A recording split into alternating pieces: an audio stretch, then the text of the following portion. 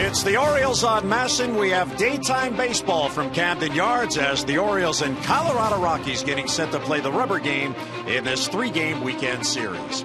And hi, everyone. I'm Jim Hunter. Mike Bordick in a moment. As play begins today, the Orioles have 40 games left in the regular season, and the focus is, as it should be, in getting into the postseason and making a run at a world championship. But along the way, there are three Orioles hitters that are looking for milestone seasons. Of course, Chris Davis is on pace to set a single-season record in home runs by an Oriole. That's held by Brady Anderson with 50. And there are two hitters that are trying to join a very exclusive club with 200-hit seasons. In the history of the Orioles franchise, there have been only 6 seasons in which a player has accumulated 200 hits. Al Bunbury, the first, back in 1980. Cal Ripken did it twice. B.J. Surhoff in 1999. And Miguel Tejada did it twice. Now, you see on the right, that's the number of hits all those players had through 122 team games. That's where the Orioles are coming into play today. And the Orioles have a chance to have something that has never happened. 2 hitters have 200 hits in the same season. Manny Machado leads the Orioles in hits, 156. He's averaging 1.28 per game. That's on pace for 207 on the year.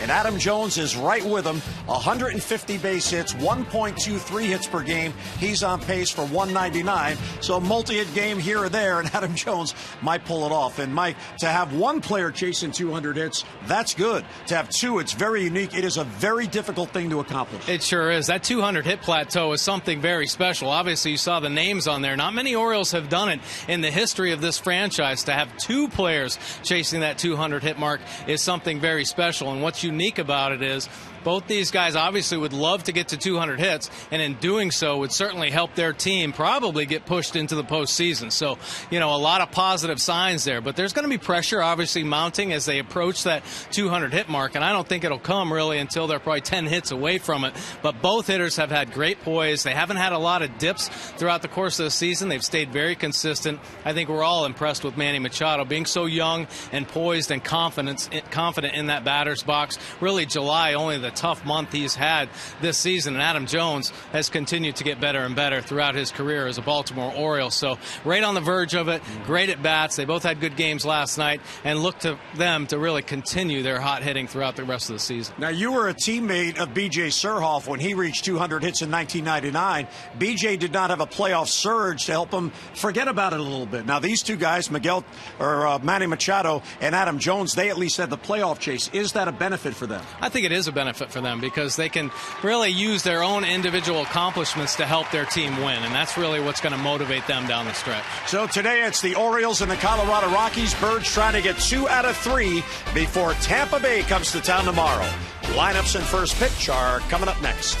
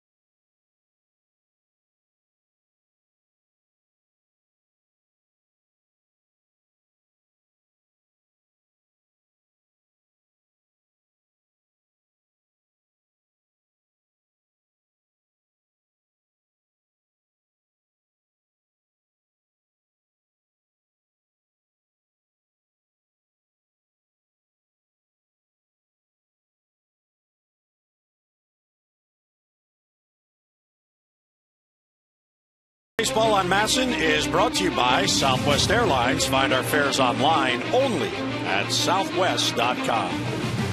It's turned into a lovely afternoon. We do have some overcast, but the rain has gone away. Here's our Train game time temperature. Train is celebrating its 100th anniversary by offering irresistible financing. It's hard to stop a train, really hard. 75 degrees. The wind's out of the east-northeast at 7, and the humidity is still quite low, but it appears to be rising 35% under cloudy skies. So the rubber game of 3 as the Orioles try to make it back-to-back wins. Here's a look at the Rockies lineup for today. Fowler, Dickerson, and Troy Tulowitzki in the number 3 spot.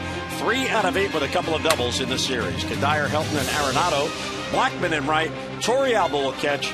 And LeMahieu at second base bats ninth. And take a look at the scouting report this afternoon for Scott Feldman. Yeah, the Orioles are looking for him to step up as they conclude interleague play. Certainly the rubber game here in this series against the Colorado Rockies. And they need to create some positive momentum as they head into a tough series against Tampa. Of course, Scott is coming off one of his better starts where he had 8 strikeouts, most as an Oriole since coming on board. Command the curve. It's certainly has been a huge pitch for him. Very effective pitch. It's a good gear changer. He throws it about 75 miles an hour, and he can throw it for strikes to keep this Rockies lineup off balance, and he's looking to work the edges of the plate. This is a very aggressive Rockies team. If he can expand that strike zone and get some chases, certainly help his cause. Look at the numbers for Scott Feldman this afternoon. 4.0 earned run average on the season. 98 punch-outs to 37 base on balls on the season. Opponent batting average 242. Lefties hitting 243 and righties about the same at 240. And he is pitching with an extra day's rest because of the day off on Thursday. He last worked on Monday in Arizona and pitched effectively if you base it on did your starter keep you in the game. 5 1/3 innings he lasted. 2 runs, only 1 earned. That's right. I mean, he pitched pretty well. His pitch count got jacked up a little bit because it was a pretty patient Diamondbacks offense there. So his pitch count got up over 100 early in the ball game, but he did pitch very well. Mentioned that he had 8 strikeouts in that start. So he should be feeling pretty good going into this one. Dexter Fowler leading off for the Rockies, and Feldman's pitch is a little low, and it's 1-0. Fowler very patient at bat last night leading off the game against Bud Norris. He drew a walk and came around to score. Switch hitter up there from the left side, and he swings and fouls it back. Feldman does a great job of mixing up all his pitches. Has a nice 2-seam fastball, can do a lot of ground balls. His ground ball rate is up this year, so you're going to see a lot of action on the infield. Has a good cutter and that slow curveball to keep the hitters off balance. Feldman in his 8th Orioles start, and the 1-1 is ripped down the line. It is hooking and it is foul. Fowler got a lot of it, but he hooked it to the right of the foul pole, so it's 1-2. That's the benefit of command there. That pitch, it was belt high, but it was right on the inner third, right on the inside corner there. And the only thing Fowler could do with it was pull it foul. Feldman ahead of him 1-2, and the breaking ball misses low. This is obviously a big start for Scott Feldman. He was skipped 1 time on the road trip, making the start for the first time since Monday. And he gets him with an off-speed pitch. Fowler down on strikes and 1 away. Boy, back-to-back curveballs from Scott Feldman, and this one is money. Right at the bottom of the zone, late bite at the end. It's Fowler to swing over the top of it. You see the swing out in front and over the top. Very effective curveball to start the game off. Feldman looking for his first win since July the 22nd when he won in Kansas City. That was just after the All-Star break, the first game in that 4-game series. He started that night and won. 1 down. Here is Corey Dickerson playing in left field again today.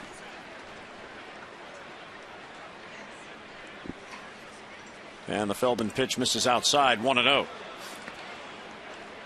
Walt Weiss once again has put almost all his available left-handed batters in the lineup. He does have Herrera on the bench today, who is a switch hitter. But he has 3 lefties, including Dickerson and Fowler, the switch hitter who just struck out. Although when you look at the splits on Feldman, it really doesn't matter. Swing and a miss at a pitch on the outer part of the plate, 1-1. Feldman might 243 against lefties, 240 against righties. He doesn't seem to care who comes to the plate. No, he sure doesn't. Works both sides of the plate. Very effective pitches to both lefties and righties, as the numbers are so similar. Big, tall, 6'7" right-hander. Breaking ball outside. He's trying to hit the glove of Teagarden there and just stayed off the plate.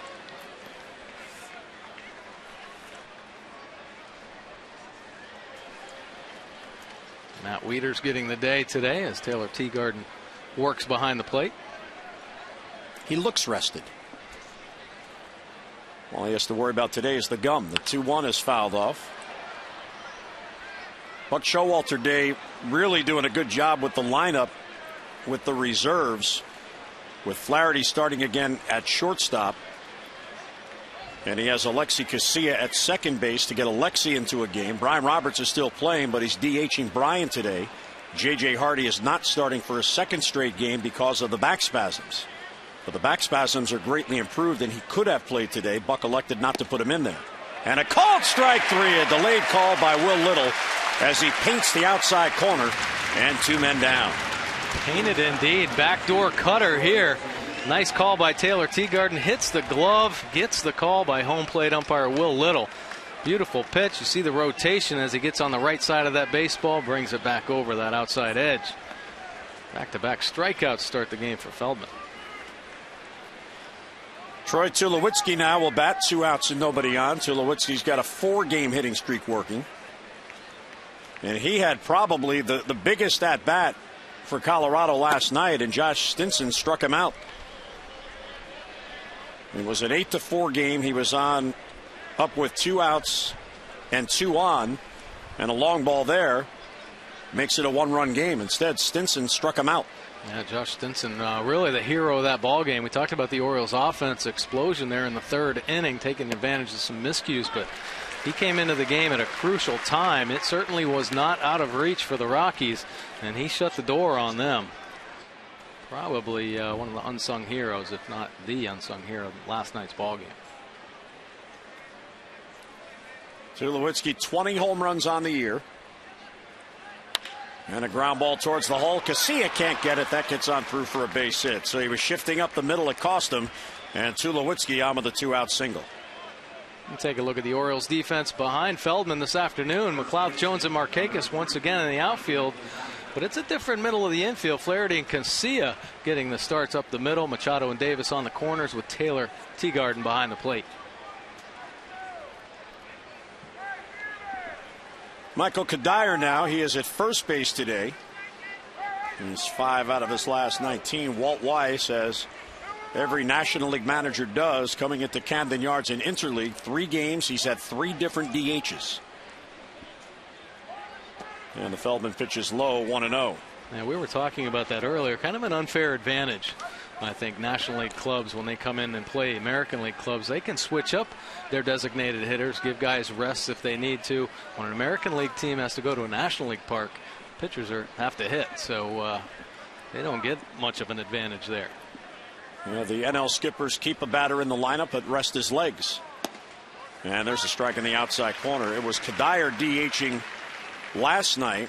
He played in right field on Friday night, and today he's in there as the first baseman. On Friday night, Rosario was the DH. Last night, Kadire, and today it's Todd Helton who's on deck. Ball and a strike on Kadire with Tulowitzki, a small lead off first. And it's outside, ball 2. One thing about Feldman, Mike, he's going to be a high pitch count pitcher because of his style. He refuses to give in. He tries to live on those corners, and if he has the good enough command to hit the corners, that helps. But if not, he just keeps trying to go out there. Right. Try to induce some swings and take advantage of aggressive hitters. Hopefully they lose their patience and start swinging earlier in the count. And that would certainly help his pitch count. But yeah, working the edges, that's his game plan. And try to induce some weak contact. And the pitch in the dirt, smothered by Teagarden there.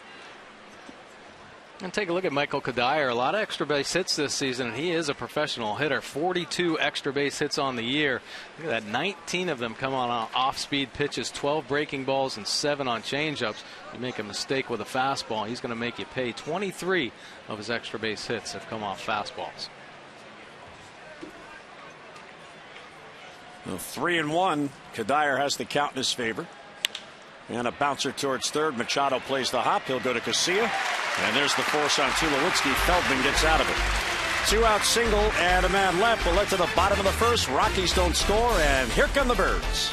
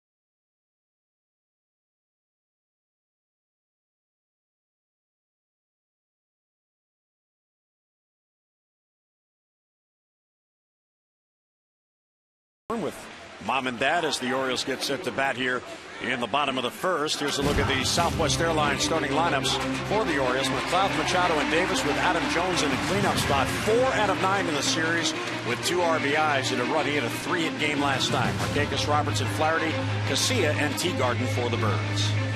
And here's a look at the scouting report for Jhoulys Chacín. He is a rolling Rocky. Man, in his last 11 and starts, 7-3 with a 1.95 earned run average. Probably their most consistent starter all year, and he has had quality control. 7 straight quality starts.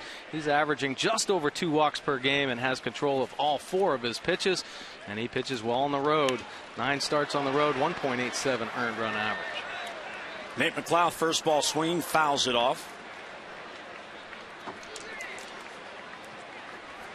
There's a look at his numbers here. This is his 24th start, 11-6 record. Nice low earned run average of 3.18.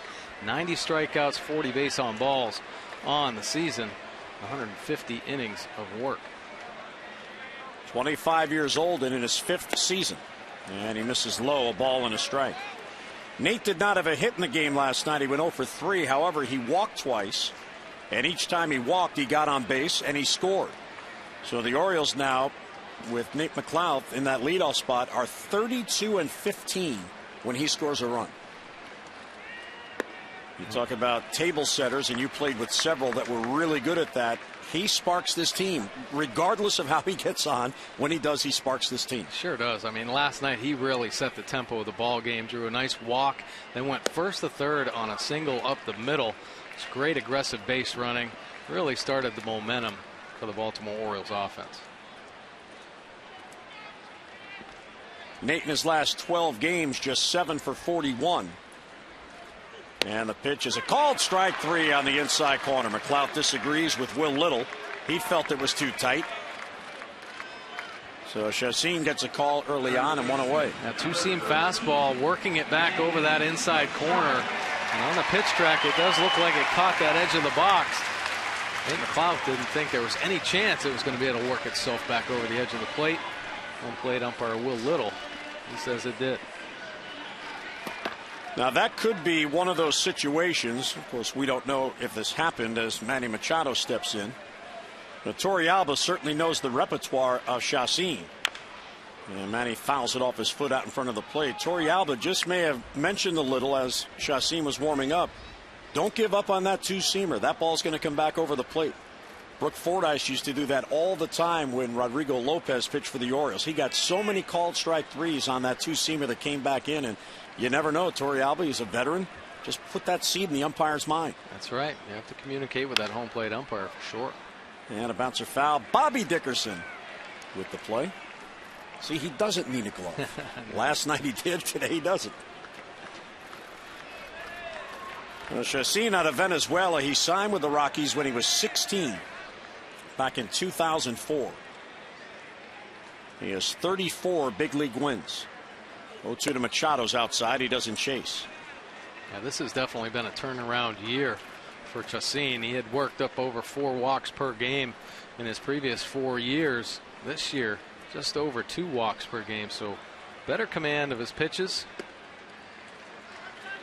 More aggressive with all 4 of his pitches in the strike zone. We've seen that two-seam fastball, being able to work it back over the outside corner, but does have a 4-seam fastball as well. Kind of a slurvy slider, a changeup, and his 4th pitch, a curveball, with the ability to throw them all for strikes. It certainly helped his cause. And Manny fights off a good pitch.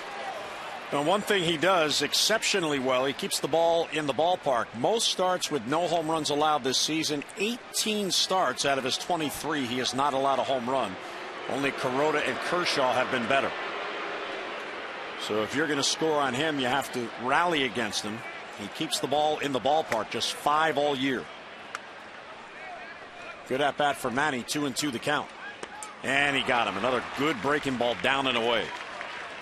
Back-to-back Ks and 2 men down for Chacín. Well, he keeps striking him out. He won't need this Rockies defense, but here's a look at it. Dickerson, Fowler, and Blackman in the outfield. Tulowitzki at shortstop. LeMahieu over at second base. Arenado at third. Kadire getting the start at first. And the veteran, Torey Alba, behind the plate. Here's Chris Davis in isolation. Chris with 44 home runs, still leading the American League. Shift is on against him, and he takes 2 tight, 1-0. See, the second baseman LeMahieu is out there in the outfield grass. Miguel Cabrera homered last night. He is 5 back, and there's a high fly ball to left field, but the ballpark's going to hold it. There is Corey Dickerson, and he's got it for the out, and Chacín has a very comfortable 3-up, 3-down inning. We'll head to the second, no score.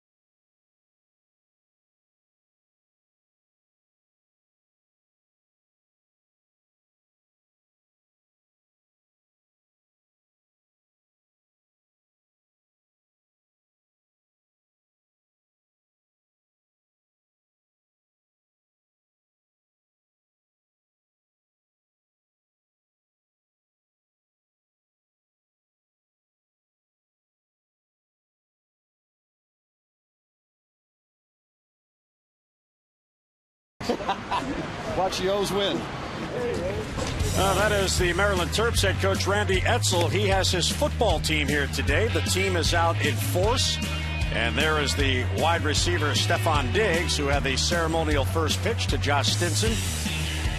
Well, it might have been a strike with a big strike zone, and there's the Terps football team. And that's good for them. Randy Edsall rewarding them. You work hard in practice. He gives you Sunday off. Not only Sunday off, you get to go to the ball game. That's right. Pretty exciting there. And they're together as a team, obviously supporting the Baltimore Orioles. But certainly a lot of work goes into a college football program before they start the season. Double sessions, working hard. Good day to take a break. Todd Helton, first ball swinging, fouls it off.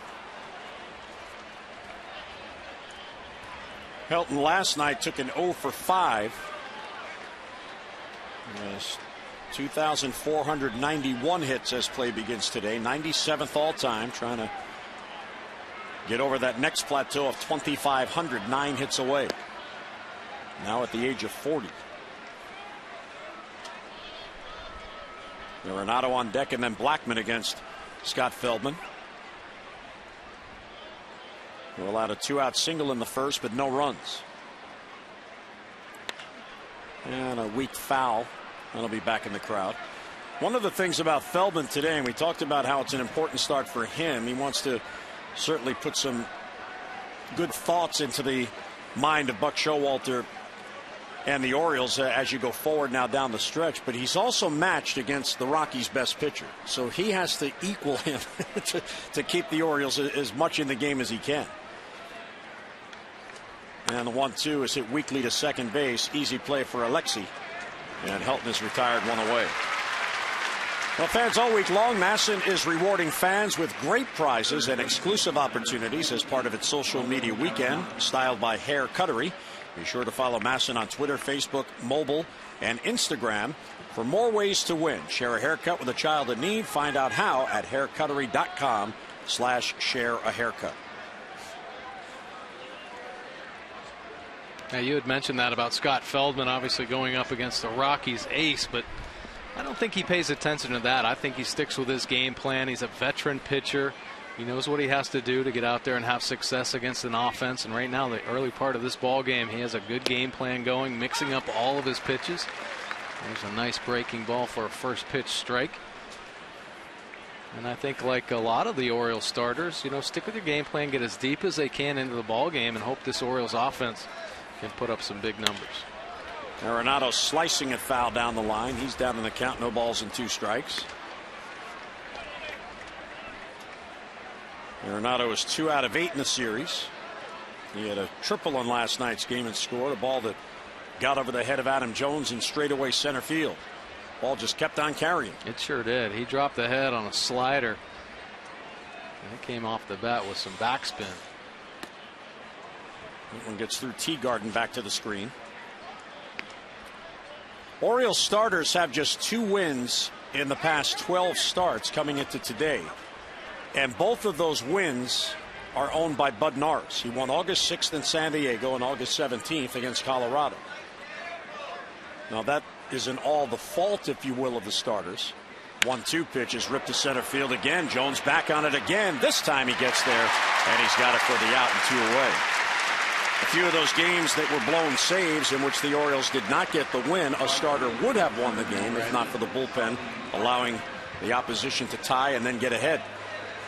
But still, Bud has the lone 2 wins by starters over the last 12 games. And the other impressive thing about Bud Norris, he has 3 wins as an Oriole. All 3 wins followed an Orioles loss. You talk about stepping up. That's what it's all about right there. Answering the call when your team needs you. And his numbers have certainly risen to the occasion when the Orioles have needed him the most. That was a big start in yesterday's ball game. Of course, helped by that huge 3rd inning outburst by the Orioles offense, but certainly pitched well enough to keep his team in there. He did come away with that big win. Charlie Blackman takes a strike at the knees. He made the start last night and had an RBI and a ground out. Had a pinch hit home run in the game on Friday. This one's popped weakly, shallow, left center field. Who's it going to be? It's going to be McLeod. How about that? He called off Adam Jones. Better angle. And Nate has it for the out. 3 up, 3 down. Go the Rockies. Bottom of the 2nd coming up. No score.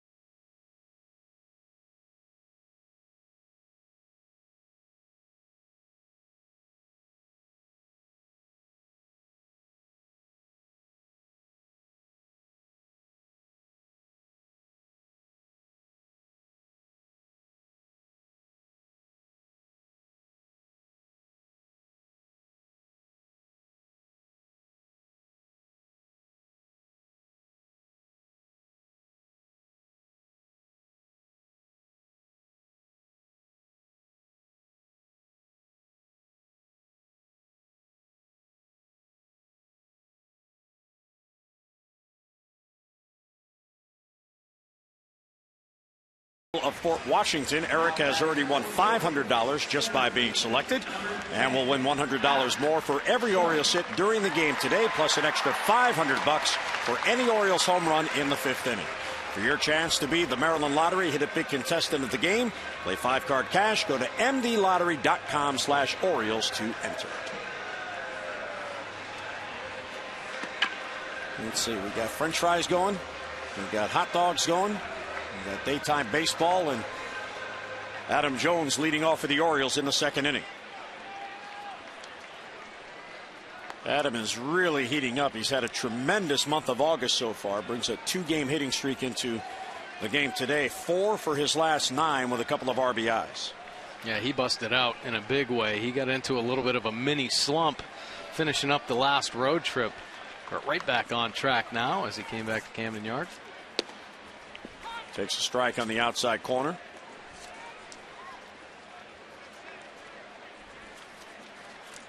Markakis on deck, then Brian Roberts. And Adam, over his last 10 games, has really been there for the Orioles. He sure has. He has been swinging at .364, a couple home runs and 10 RBI for Adam Jones, and he's been using the whole field. He's picked up a couple big hits going the other way, and that's when he's most dangerous. The ability to just spray the ball everywhere. Of course, has the great power and the double capability. He can really get into a pitcher's head when he's covering the whole plate. Gets ahead, 2 balls and 1 strike.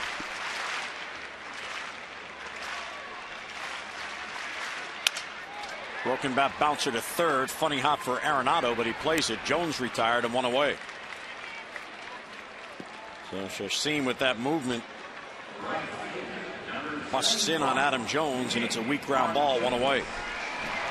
Chassin is 11-6, and with his next win, he will set a career high in victories in a season. He was 11-14 in 2011, and he has 11 wins this year. Of course, the Orioles hope he wins his next start. Yeah, exactly. Yeah, this has really kind of been a breakout season for Chassin. You had mentioned he's had the experience now in the big leagues. At just 25 years old, he's already made 90 starts at the major league level. So a lot of experience and youth on his side.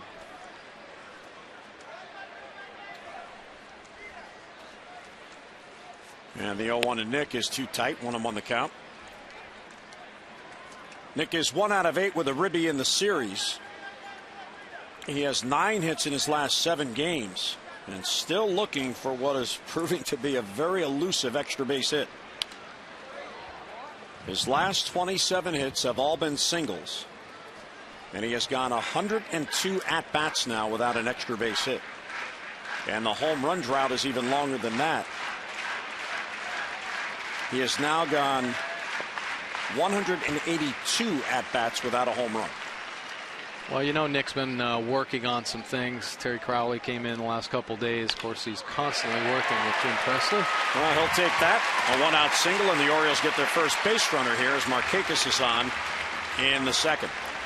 Let's get a look at our Chevrolet League leaders. Yeah, check it out. Best record in rubber games. The White Sox leading the way 6-1, but the Orioles are on that list 11-6 with a .647 win percentage. Cleveland Indians, of course, going to be seeing them soon as they fight for the wild card spot, and the Texas Rangers on that list as well. Our league leaders brought to you by Chevrolet. Find new roads. There's Brian Roberts, who is DHing today.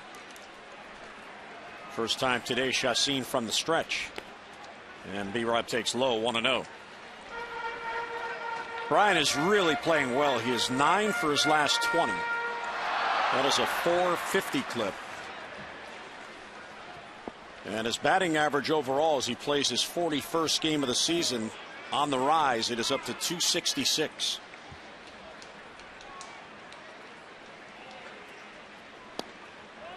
And it's outside, ball 2. Yeah, not only is he getting his base hits, and of course he had the big double off the right field wall last night, but he's drawing his walks, he's getting on base, he's working pitchers. You see him take a couple there to get into a good hitter's count off Chassin. Well, the count to 2-0. Fouls it off. Well, This is the final interleague game for the Orioles this year. Birds 10-9 this season, 30 below all time. Of course, there have been some lean years since interleague started, and some of the individuals having real good interleague seasons. Yeah, amazing numbers. Chris Davis, obviously 408 home runs, 16 RBIs, but Machado very consistent through interleague play. Brian Roberts, big numbers. Adam Jones there as well. Of course, they have been the most consistent and productive offensive players for the Orioles, but when you're facing pitchers that you're not familiar with, I guess you're just a professional hitter and you're able to make those adjustments, and all those hitters certainly have. Very productive in interleague play. 2-1 the count with one down, and slot foul again the other way. The Orioles are really not a running team. The only player that runs quite a bit is Nate McLouth, and even Nate, since the All-Star break, hasn't been running. Markakis on the season does not have a steal, and every year you hear from Nick in spring training, yeah, this might be the year that I'm going to run a little more. I'd like to have a 20 stolen base season. Then you get into August and you look and he's in the single digits, and this year he doesn't have any. Of course, the Orioles, their style is they are a play for the big inning team, and Brian fouls it off. He just got a piece to stay alive, and that's not a bad way to go about it, the way this roster is put together. No, it really isn't. I think the Orioles offense and their base running is, of course, it's not built around speed. They don't steal a lot of bases, although Nate McLouth had a great first half when he was off and running and stealing bases at a very high rate. But what they do to separate themselves is they're a good base running team. We saw in last night's ball game, going first to third. That was huge by Nate McLouth to start that ball game off. Chris Davis legging out a double when most hitters, 90% of the hitters in the game, would have stayed at first base. He advanced on a pass ball. That's really what separates them in the base running category. The Orioles are 10th out of the 15 teams in the league. Of course, Nate has 28 on the year, so he leads the Orioles. And McLouth is 6th in the league in steals. Manny has 6 steals, and the Orioles as a team 62. But 62 with one player having 28. Yeah.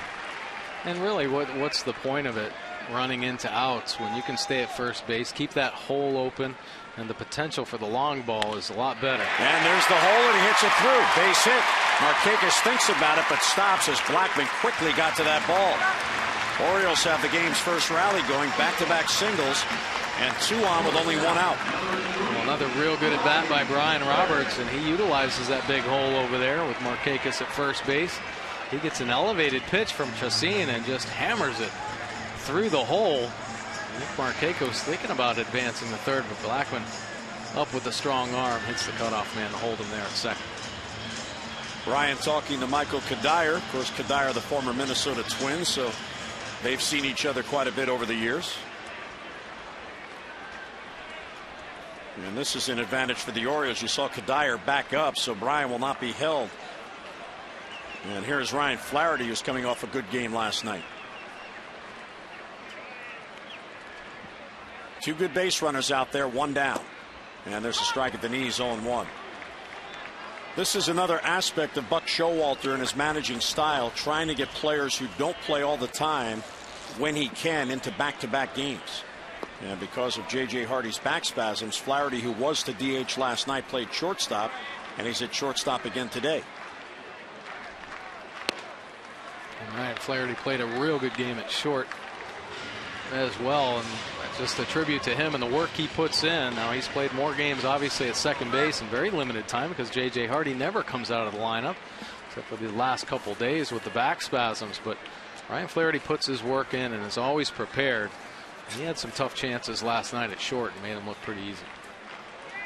1-1 is swung on and foul tipped, held by Torrealba.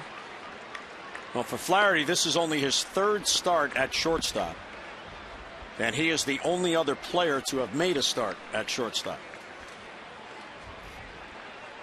Yeah, he proved to Buck Showalter this spring that he had the ability to do that. Last year, there was some concern that he might not have had the arm strength from the hole at short to be consistent out there.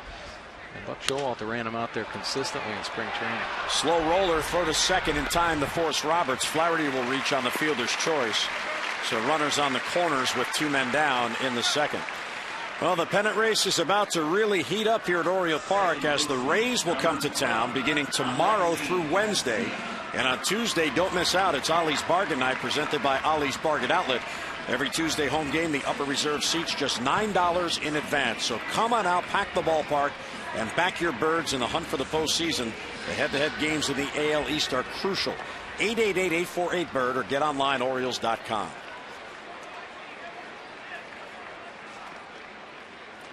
So here is Alexi Casilla. Casilla has had just 8 at-bats in the month of August. He is first and third and 2 men down. Breaking ball for a strike in the inside corner, 0-1.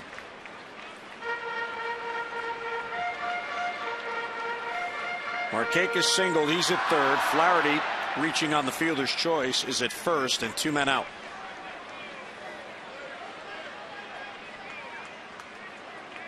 Orioles with a chance for an early run against Jolies Chassin. And another one in there for a strike. So back-to-back benders. Right. So you don't get many at-bats all season, really, and limited at-bats here in August. And the first 2 pitches you see are breaking balls. A lot of players that come off the bench don't get the ability to play as often as they'd like. Get up there and they're looking to hunt that fastball. He doesn't get the fastball in the first 2 pitches. Chassin ahead 0-2, and it's down and in. Ball 2 strikes on Alexi. Chassin's got them all, and he's got the fastball. He throws it 63% of the time, holding opponents to 276 batting average, but we've seen him use the 2-seamer more. So 2-seam fastball, 4-seam fastball. Has the slider. He throws almost 20% of the time. Opponents held to 144 batting average. Occasional change and curveball to go along with it to keep hitters off balance. But the effects of that 2-seam fastball, I think, really his best pitch. Seen him get out of some jams with it as he brings the 2-seamer back over the inside corner on lefties and throw it to the outside corner as well. A good ground ball pitcher. He works about 50% of his outs on the ground, and he actually can induce a lot of ground ball double plays. 22 on the season. That's second in the National League. 1-2 on Casilla. Line drive, base hit right field. Casilla comes through. Markakis scores. Flaherty heading to third. The throw will be cut off, and a huge 2-out base hit for Alexi Casilla. Birds get on top. Well, that was a nice job of hitting by Casilla. Great at bat. And this 2-seamer stays up and out over the plate, and he gets the bat head to it, hooking it through that hole. Actually hammering it down that right field line. And you see Ryan Flaherty hustling on over to third base there. Markakis scoring easily. Well, last night in that 7-run third inning, there were 3 huge 2-out base hits to drive in 5. I asked Buck Showalter if that might enable the team to relax today. He said, probably, but it doesn't carry over. Well, it carried over. It did there. Casilla got a big 2-out hit. And here's Teagarden. Fastball's high, 1-0. Alexi is a very popular Oriole. His teammates love him. And for a guy who rarely sees the field, he works as hard as anybody. He does so much early work, as you well know, because you pitch to him all the time. Yeah, he's always taking extra batting practice, always doing early work. If infielders are out there at second base turning double plays. Bouncer to second. LeMahieu will get it to first. Teagarden's retired and the inning ends, but the Orioles get on the board. 3 singles in the inning, and Alexi Casilla with a big 2-out base hit to get the Orioles in front.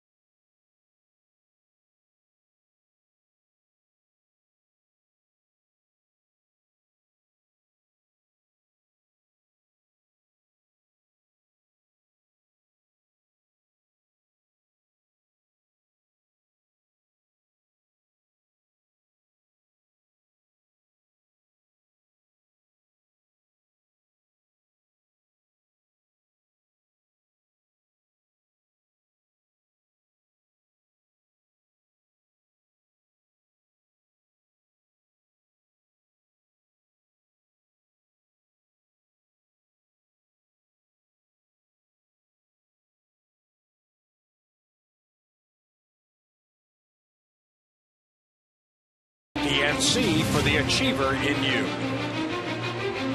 Yep, any kind of hat you want, you can find it here at the ballpark at the Orioles team store. A variety of Oriole team hats, and Alexi Casilla with his home cartoon bird hat. Thank you very much. Base hit with 2 down to give the Orioles the lead. Yeah, beautiful swing by Alexi Casilla, and we talked about his preparation. He is always ready to get into a ball game. Certainly would love to be out there every day, but every day he puts himself in that game type of mode, getting his extra work in, and he came up with a big hit for the Orioles in the last inning. So Feldman given a lead. And the other good thing about that inning, Mike, Chassin needed 25 pitches to get through the second inning. Yeah, Orioles hitters really made him work through there. And of course, Brian Roberts with another great at bat forced him to throw a lot of pitches and ended up picking up a base hit.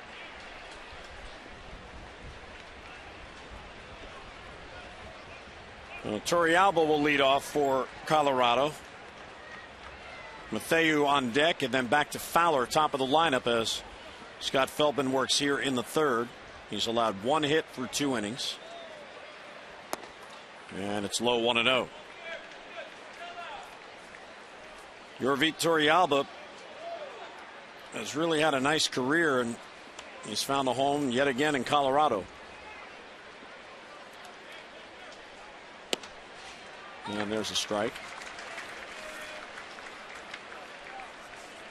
Scott Feldman, born in Hawaii, but he grew up in California. Said he doesn't remember much about Hawaii because his family moved when he was 9 months old.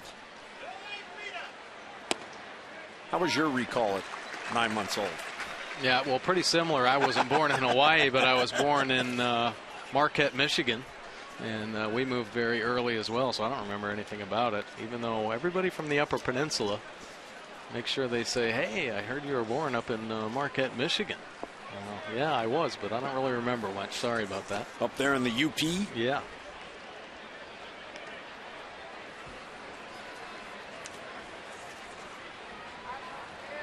So that was prior to Mike Bordick, the legend.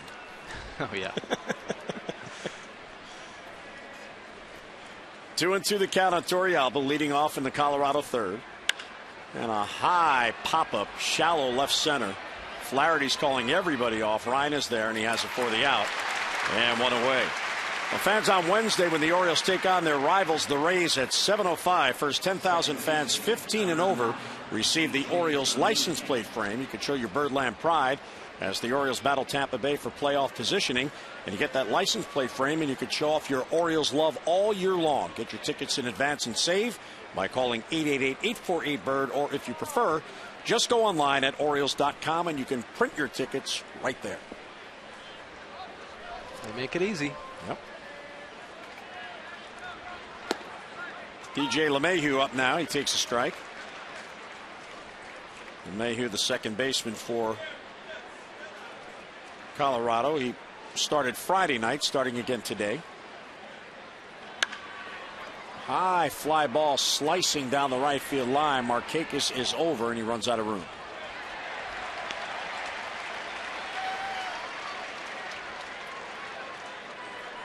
Markakis never gives up on a ball until he knows he can't get it. He has made some great plays down that right field line here at Camden Yards, and it's a tricky corner. He plays it as well as anybody.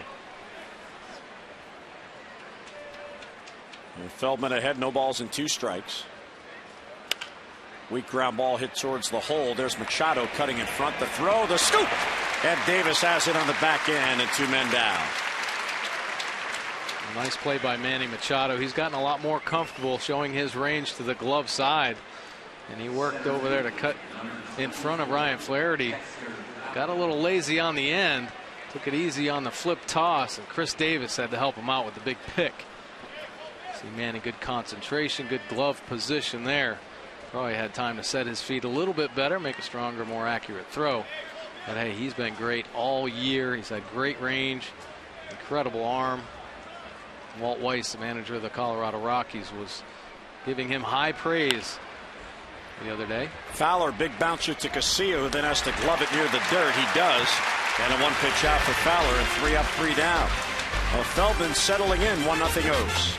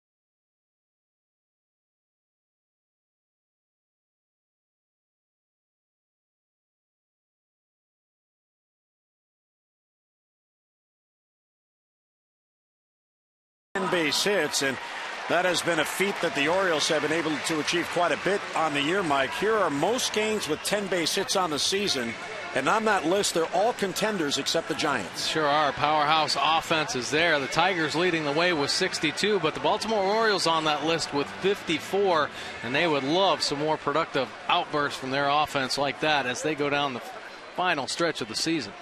Orioles have 35 wins. They are 35-19 with 10 hits. McLeod, good idea, trying to bunt his way on, but he fouls it off. Nate was called out on strikes his first at bat. Did not agree with the call of Will Little, but our pitch track showed that it was on the corner. Good idea right there by Nate McLeod. We don't see him try to lay down a bunt for a base hit very often. The veteran Kadire over at first base, and LeMahieu playing deep back on the grass there, trying to take advantage of that infield. And Kadire kind of chuckling about that one.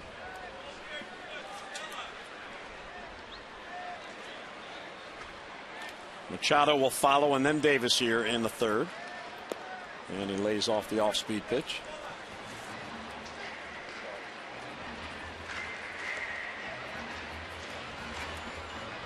Already at 40 pitches for Chacin.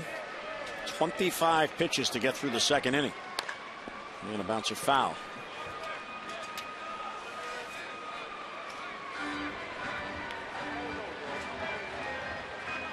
Chacin, by the way, and we realize Colorado's not exactly the best ballpark for your home park to pitch in with the thin air in Denver.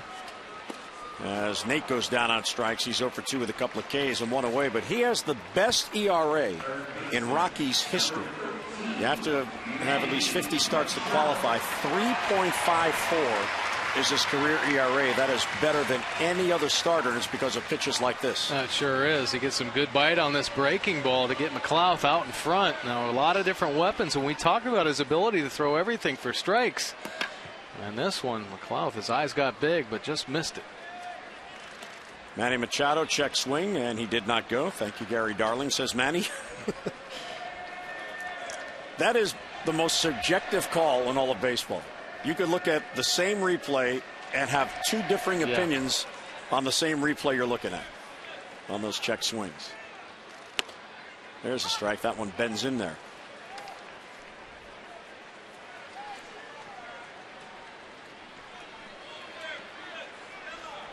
Manny's got a 3-game hitting streak going.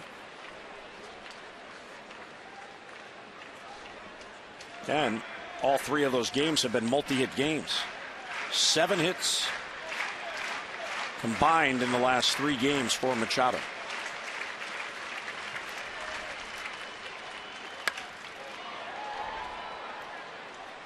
Take a look inside the numbers. Manny Machado doubles by pitch type now. The whole league has tried to find a way to get Manny Machado out, so they're throwing everything in the book up there at him. But on his doubles, he's hit everything. 10 on breaking balls, 11 on changeups, 22 on fastballs, and he uses the whole field when he does it. He rifled one off the right field wall in last night's ball game, but we've seen him hook balls down the left field line. So great field coverage when he hits. Take a look here. These are the hot zones now. Red zones where he gets the most of them, but he's covered the whole part of the plate, up and away, up and in, and down and away. The only trouble spots. Left field in on it as Dickerson, and hangs for him, and he has it for the out. So 2 down here in the 3rd inning. Machado is 0 for 2.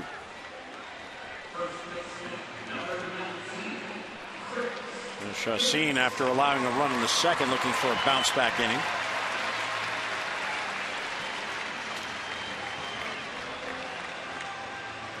We talked about his ability to keep the ball in the ballpark and only the 5 home runs allowed on the year. He's only allowed 1 home run in his road starts all season, just 1. And it came in his very first start of the year, April 1st in Milwaukee. He allowed a home run at Miller Park. Has not allowed a home run on the road since. He made the adjustment, huh? It's pretty impressive. And Davis works the count to 2-0.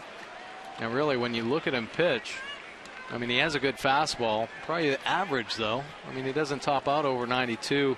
He might hit 93 with his 4-seamer at times, but works at high 80s, low 90s, just has good movement. Talked about his ability to throw all of his pitches for strikes and keeps hitters off balance. And that's really the key. Can't lock in on one pitch. You see the shift. There's LeMahieu. It's not an outfielder. There's your second baseman. 3-0 on Davis. Does he have the green light? Well, he thought it was a ball. Looked like he was ready to swing. Yeah, Chris Davis always has the green light. Chris has 23 home runs at home and 21 on the road. So he doesn't take advantage of a friendly ballpark. He hits him wherever he plays. Ripped down the line. That is a base hit, and it heads into the corner. Davis will make the turn ahead for second as Blackman digs it out. And there's a 2-out double for Chris Davis. So the leader in extra base hits adds another. There's a 79th extra base hit, and he's in scoring position with 2 down. Yeah, 35th double on this slider.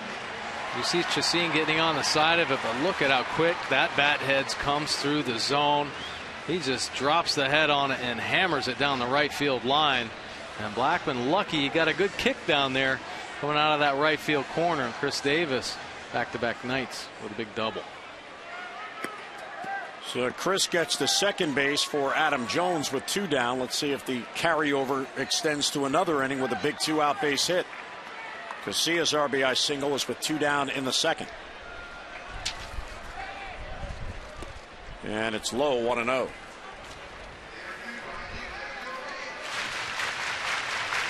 Adam grounded out to third his first at bat. Davis in scoring position with 2 men down. Orioles' 4th hit in the game off Chacin. Towards the gap, left center field. That ball's deep. That ball's back, and it's good for Adam Jones. A 2-run, 2-out home run, and it's 3-0 Birds.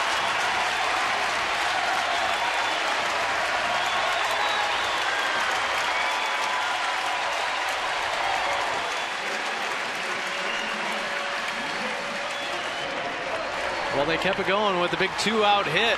This was a huge one by Adam Jones, a slider, and you look at the extension here. On the outside corner, might again end up going off the plate, and he goes out and gets it and hammers this ball into the bullpen. And there it is, average with runners in scoring position. Adam Jones this month, 600, leading Major League Baseball. Solano on that list as well. But another big hit for Adam Jones and the Orioles offense. So he adds to that with runners in scoring position and a 2 outs and nobody on rally. A double and a home run, number 25 for Adam on the year. And the fastball sails high to Markakis, 1-1. Huge RBIs, 89 RBIs now on the year.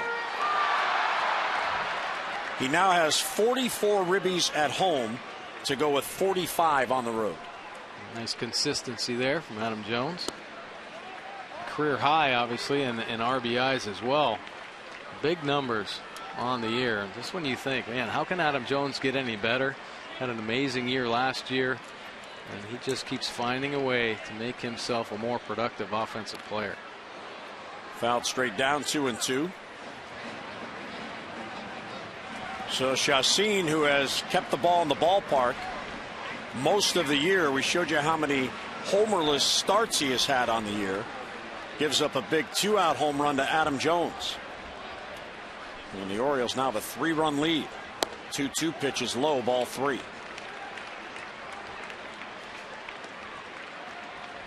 There has to be something to the rally last night that does carry over today, even if it's just relaxing a little bit because they got that win. And it's outside, ball 4. The Orioles, Buck Showalter didn't use the word pressing when asked about it prior to the game yesterday, but he alluded to it in the verbiage that he used. And 3 big 2-out base hits to drive in 5 runs, and the Orioles won that game by 4. Yeah, I think that's what it's all about. Just relaxing, getting into the flow, letting your abilities take over instead of thinking about it and stressing about it. And it looks like here in yesterday's ball game and now coming into today's ball game, they're taking advantage of some mistakes, having some great at bats, and really working one of the better pitchers in the National League, working him tough. The pitch count up already around 60 pitches. So good at bats, nice approach, and good game plan by this Orioles offense this afternoon's game. Well, Markakis draws a 2-out walk, and that gets Brian Roberts up. Brian singled his first at bat to get Markakis into scoring position, where he then scored on a base hit by Casilla.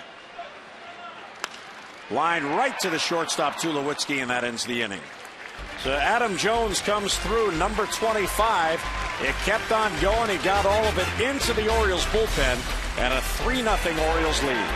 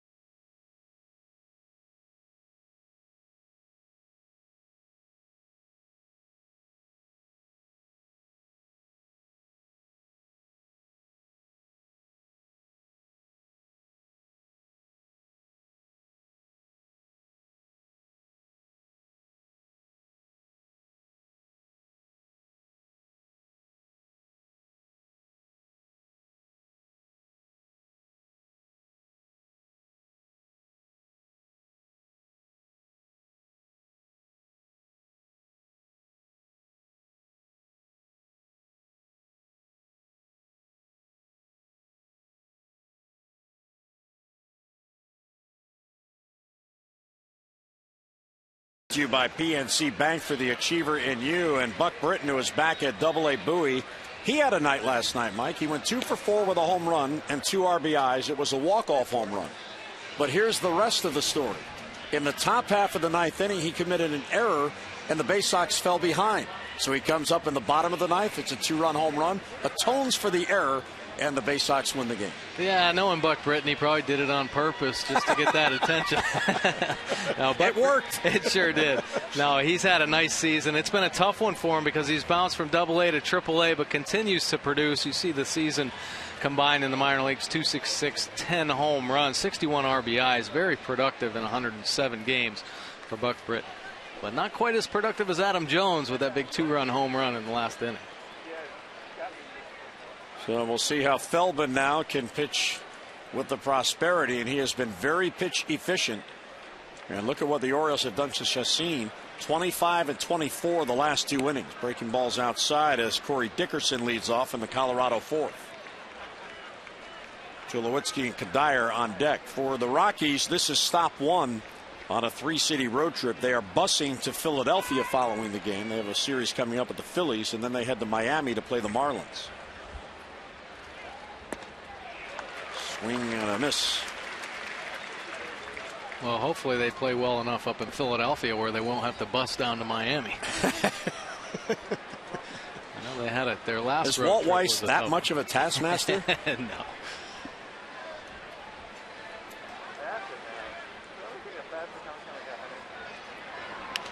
Foul back, and it's 1-2.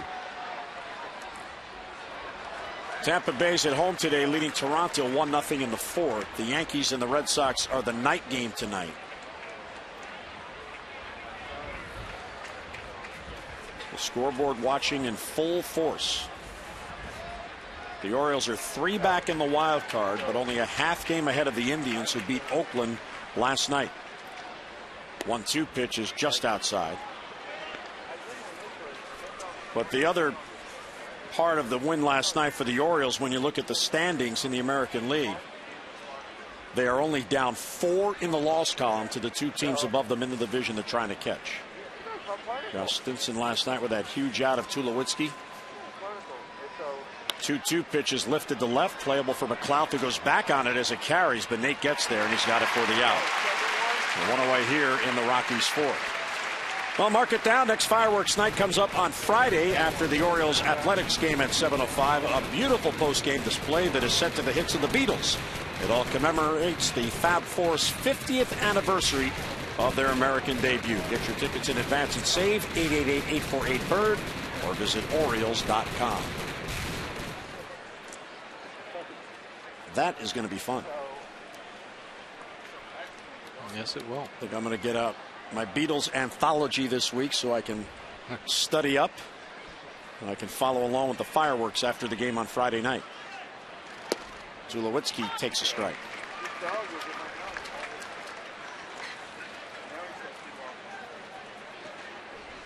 Now the Orioles have really, they're in a good position now. Obviously they'd like to be a little bit higher in the standings, but there's a lot of ground that they can make up with all these head-to-head matchups.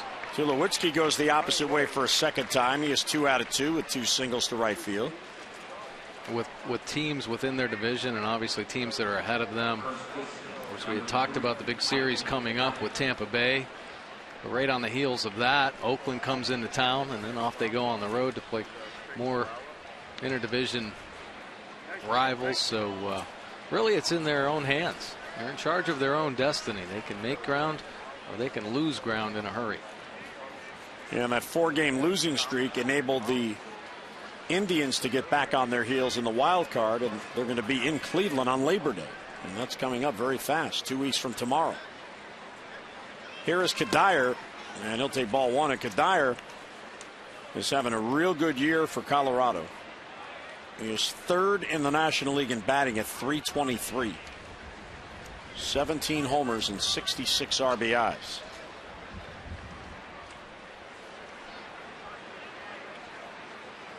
And a toss to first to Chase Tulowitzki, who has 1 steal on the year.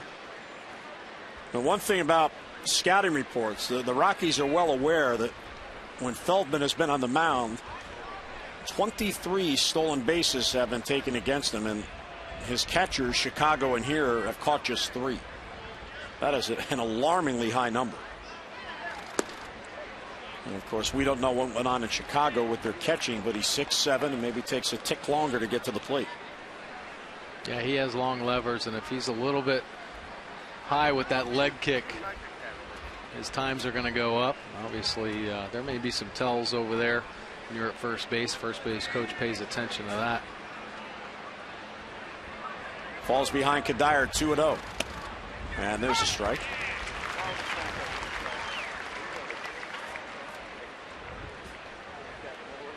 Rene Latchman at first base, the first base coach, he stands as far away as any first base coach I have seen. Usually, you see Wayne Kirby, he talks to the runner after every pitch. Rene is just observing. And he has a good angle there behind Chris Davis. The 2-1 is a little low, ball 3. Yeah, I think Latch realizes how hard these big league hitters can get it down that line, so wants to give himself a little bit more room to get out of the way. Never safe on a baseball field. So it is survival, not strategy. I think that's exactly what it is. Meantime, Feldman allows a 1-out single. Now he's 3-1 on Kadire. Fouled off the shin guard of Teagarden, 3-2.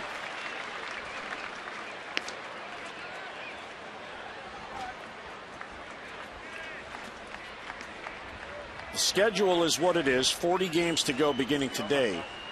But the most important thing for the Orioles is if they win, they don't have to worry about it. Especially because they're going to be playing teams coming up that they're trying to catch, and that's the easiest way to do it. Every game is a 2-game swing in one direction. Yeah, we've talked all year about the resiliency of this ball club. Fly ball to center. Jones has it. He's going to glide back on it. And Adam is there, and he has it for the out. 2 down. Tulowitzki halfway is back to first. And the reason they're so resilient is because they take it one game at a time.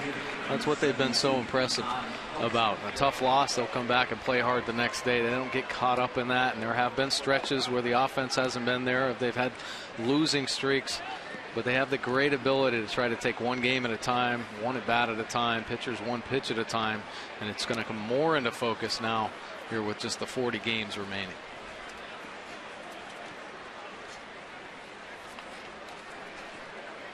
So here is Todd Helton. He grounded out his first at bat.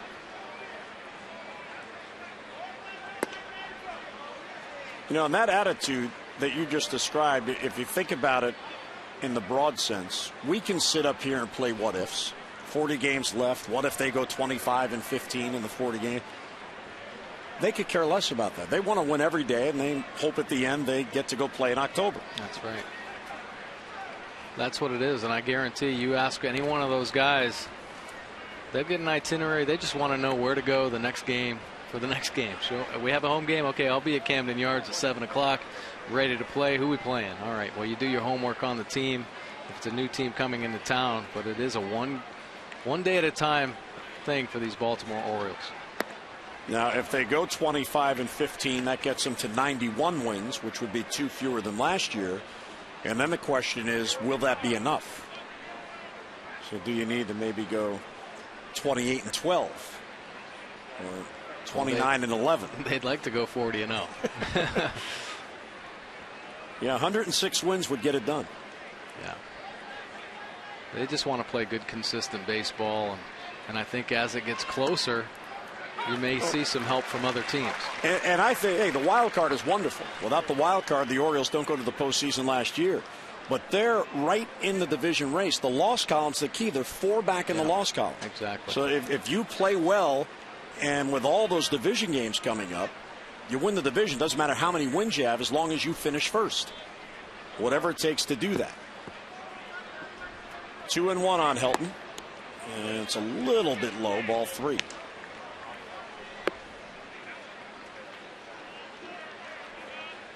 Now, Tampa Bay has played very well at home. They are 17 above 500 in their home games. But they're about to begin a road trip tomorrow here in Baltimore. They're 29-29 on the road. They are a different team away from the Trop.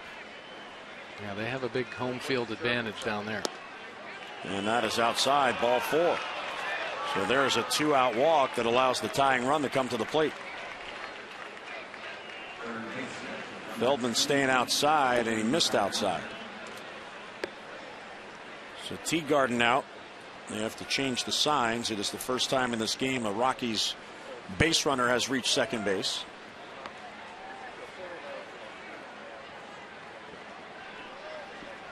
Feldman looking to even his record with the Orioles at 3-3. It's his first career start against Colorado. He had 2 relief appearances against the Rockies as a member of the Texas Rangers. Here's Arenado, the young third baseman. Oh, good looking curveball. Wow. Well, it sure was. Kind of a get me over curveball, but it had great late bite at the end. Take a look at it, showing itself Ooh, and that thing just takes off down in the bottom of the zone. Good first pitch strike, quality strike.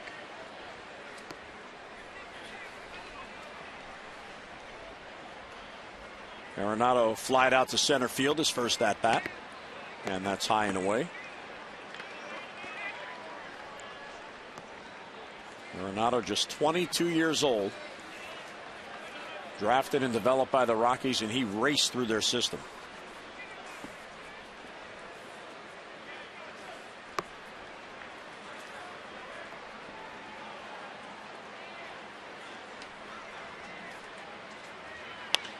And he popped them up. Big pitch for Feldman. Casilla will call in shallow right center. And Alexi has it at the inning end. So Feldman gets out of it. A single, a walk, and 2 left. Mid-4th, 3-0 O's.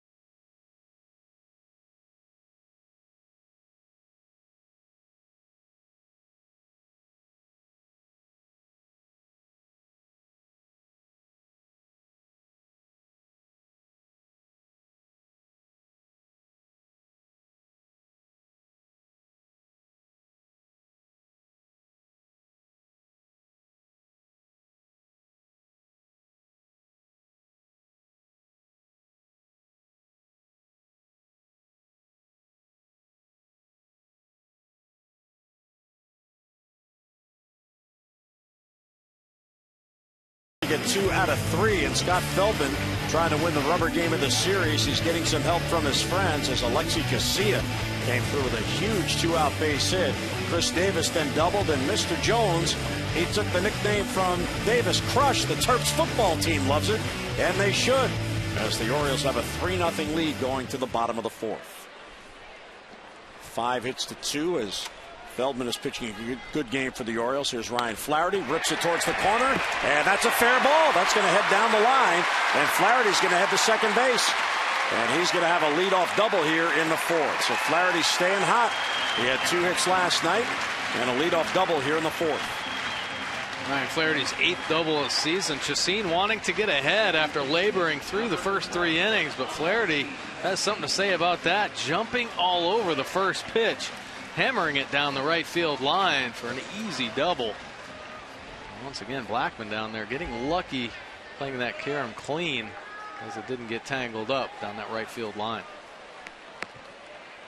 Here is Casilla, and he was going to bunt to push it toward Arenado, and he fouls it off.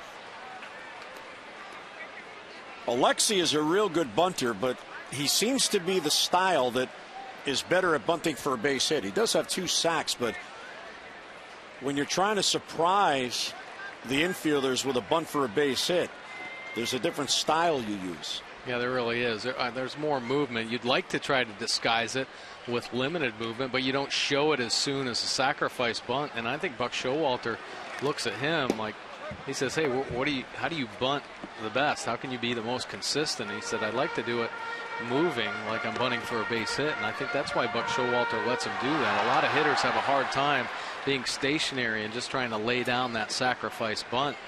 So whatever a hitter feels more comfortable with, Buck Showalter allows him to do, and that's what Alexi's game plan is most of the time, bunting for a base hit. Now, he may have done that on his own. We don't know. It was the second pitch he swung on and fouled it back. Well, he may have, but that's a big part of his game. When he comes out for early batting practice, he bunts probably 30 balls before he swings the bat. So a huge part of his game, works on getting it to third base, taking it with him to second base, down the first base line. Trying to get Flaherty at least to third, if not in. Here's the 0-2, and it's in the dirt. I think the best at bunt preparation that I've seen in my 17 years here was Roberto Alomar. He knew it was a weapon for him, and he made sure. You hear hitters talking about strokes all the time. Can you call it a bunt stroke? But whatever you call it, he was. Yeah, he was a magician. Yeah, he could beat you with the bat any way. He could lay down a bunt, obviously hit for power. He had the great speed. But if he saw an opportunity to get on base, if the third baseman was playing back a little bit, or even the second baseman deeper than usual, he would definitely lay down a bunt. Some drizzle as we look up towards the light stanchions with the lights on. Solid overcast downtown. But the grounds crew doesn't seem concerned. They're out in their shed watching the game. 1-2 on Casilla. Check swing at a high fastball. He went too far. Oh, Chris Conroy with a quick thumb. So Casilla down on strikes and one away. That's number 4 for Chacin. Take a look at the side angle. That head might have gotten out there. Overcommits on a fastball up and in. Casilla doesn't like the call. Now what that looked like was he didn't want to swing and tried to hold it back, but his wrist went too far. Yeah, some frustration there. Overcommitted with the body, and that kind of helped that bat head come through a little bit too much. Taylor Teagarden grounded out to second his first at bat. He went 3 out of 8 in his 2 starts on the road trip. As tough of a job as Casilla has, Teagarden may have the toughest. Matt Wieters catches so many games that Teagarden has a hard time getting on the field. At least with Casilla, he can go in for defense, he can pinch run, he can pinch hit.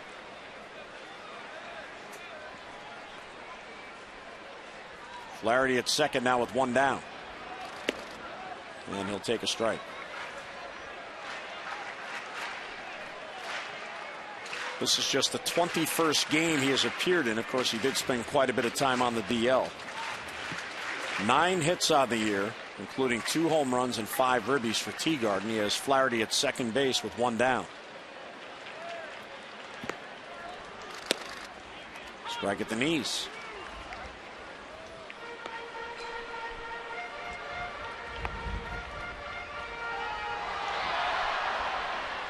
First road start this year, allowing more than 2 runs, 2 earned runs. Wow. Yeah, he's been impressive. He's had a really solid year. We mentioned how consistent he's been. Probably this Rockies ace. Teagarden to center field. Easy play for Fowler. Flaherty's going to play it halfway. So Flaherty led off with a double. He's at second with 2 men down. Well, tomorrow before the Orioles take on the Rays, tune into the Mid-Atlantic Sports Report 5 until 6:30. Tom, Dave, Mel, and Phil. They'll have their weekly stock report, and they'll answer some of your fan questions as they open up the Masson mailbag. That is tomorrow at 5 o'clock on Masson. So the strikeout of Casilla for Chacin big. Flaherty still at second. He might have scored on that fly ball, but instead he's at second with 2 down for McLouth. And the way this game has gone, the Orioles have Chacin right where they want him. 2 outs in the inning. Yeah, they have come up with some big 2-out hits.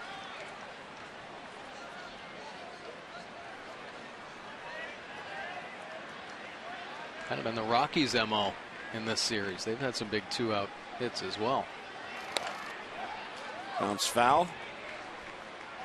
And down in the hole is Nate McLouth. Nothing at 2 as Flaherty gets back to second base.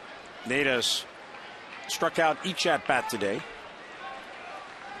Now 1 for 9 in the series and 7 for his last 43.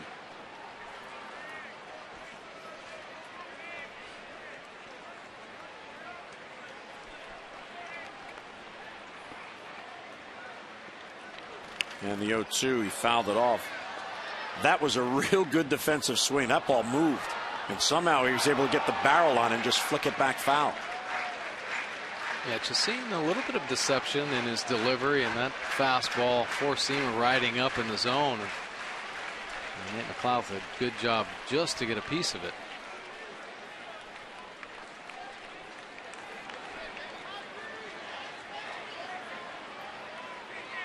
They're 0-2 the count, holding.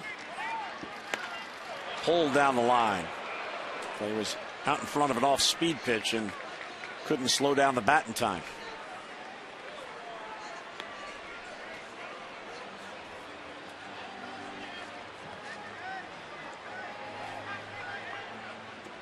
Chacin 34 and 37 in his career.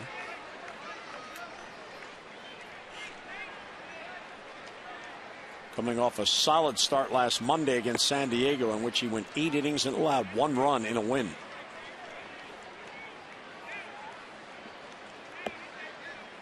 Now he's in his 5th season. Sometimes it takes a little more experience to put it together, especially when you have to learn to pitch through the thin air in Colorado. Yeah, find ways to make the ball move and keep it down in the zone. And McLeod goes down on strikes and the inning ends. So the 3rd time today, Nate has struck out. We're through 4 at Camden Yards. 3-0 O's.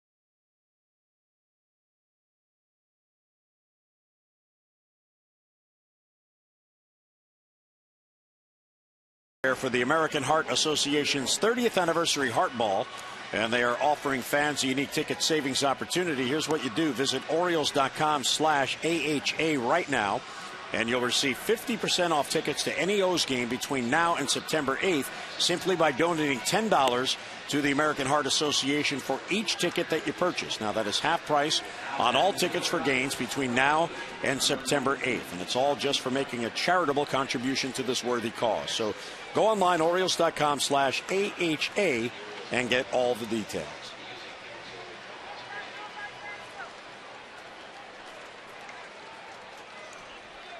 Nice crowd on hand on this Sunday afternoon. And Scott Feldman going to work now. He has allowed 3 base runners through 4 innings. As an Oriole, he has averaged 12.3 per 9 innings, which is not bad for a starter. No, it's pretty good, and Scott Feldman's pitching very well at this point in the ball game, mixing up all of his pitches. There's a bunt attempt by Blackman. Machado, the off-balance throw, and he got it. It's not a bad idea, but that's not the guy you bunt to. He's too agile. I mean, it was a nice bunt. I just guess Blackman hasn't seen the highlight films of Manny Machado. Probably best in the business at coming in and making this slow roller play. I mean, he might beat a lot of third basemen, but not Manny Machado. Just so consistent over there. Great at reading. Good first step. Good glove to hand transfer, and you see the numbers there. Fielding percentage .992, highest in Major League Baseball. They not only make the routine play, they can make the spectacular plays as well. Your Vitorialba now, and he'll take a strike. Well, of course, Manny was drafted as the shortstop of the future. I'm not sure you're ever going to see him not play third base. He's that good. If you think about it, if you move him, you got to get somebody as good to replace him at third. Yeah, I'd love to see the positions where he's made plays. Now, he just made that nice slow roller play on the bunt, probably 25, 30 feet in front of home plate. But he's made plays in the left field grass, out in the outfield as well. So he covers so much ground. Bouncer right back to Feldman off the bat of Torrealba. And 2 quick outs in the Colorado 5th. Feldman helping himself right there. It's one hopper comebacker. Wants a new baseball.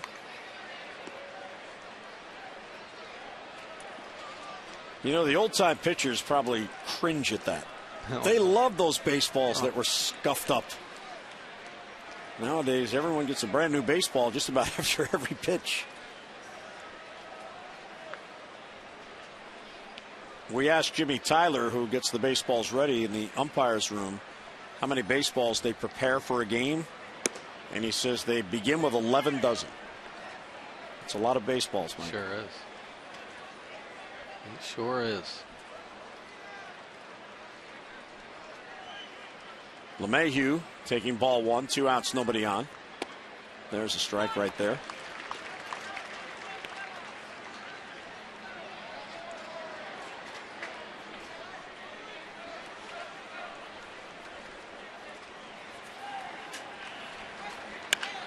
Ground ball towards the hole. Machado cuts in front of Flaherty. Off balance throw, and he got him.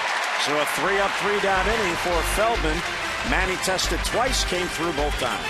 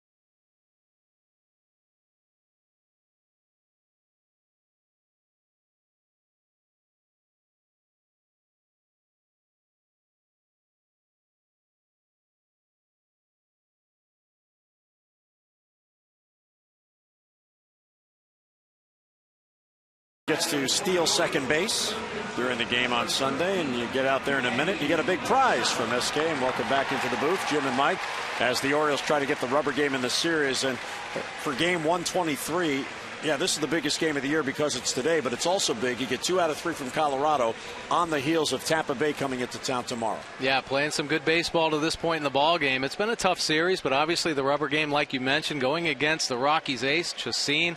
The Orioles offense really been productive against them. Some quality at bats. Of course, the big 2-run home run by Adam Jones, but Scott Feldman really throwing a terrific game.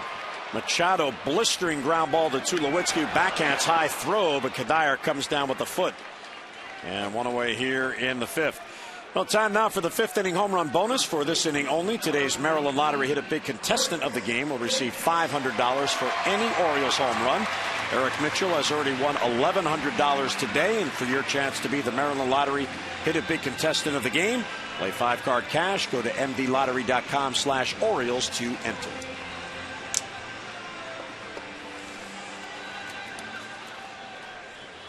And here is Chris Davis, who got a rally going in the 3rd inning. 2 outs and nobody on. He doubled. And a vicious cut, and he fouls it off. And of course, chasing Roger Maris, whom he believes holds the real single-season home run record.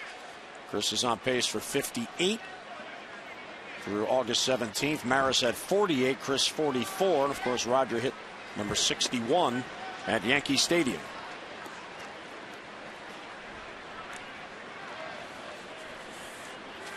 Crush one to me. Nice sign right there by a fan. And he can crush him anywhere in this ballpark. That ball's hit through the shift, and he gets a base hit. There's your shift. He wee Willie Keelered him. Yeah, beat the shift right there, but he probably would have beat it out. Take a look. Chris Davis puts his head down. Even if LeMahieu makes the play, Davis hustling down that first base line. Chacin can't believe it. He made a good pitch, and he hits it into the shift and away from where the shift was.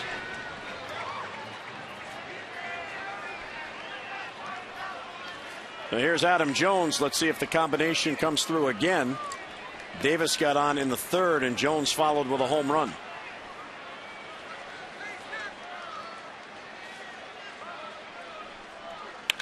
Ripped and a base hit down the left field line. Arenado had no chance. Davis is heading to third. Jones in the second with a double. And the Orioles have second and third and only one out. Adam Jones is getting blistering hot. He sure is. He is covering the whole field here. Chacin got lit up in the last at bat with a slider on the outside corner. He tried to rush a two-seamer in under the hands of Adam Jones, and he just buggy whips this one down the left field line. Look at this bat head come through the zone. Gets behind that baseball and just beats Arenado down the third base line for his 30th double of the year. So Adam with a two-hit game. It is his 43rd multi-hit effort on the year. Infield in for Nick Markakis.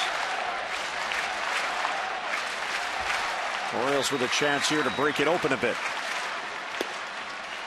And Markakis takes a strike.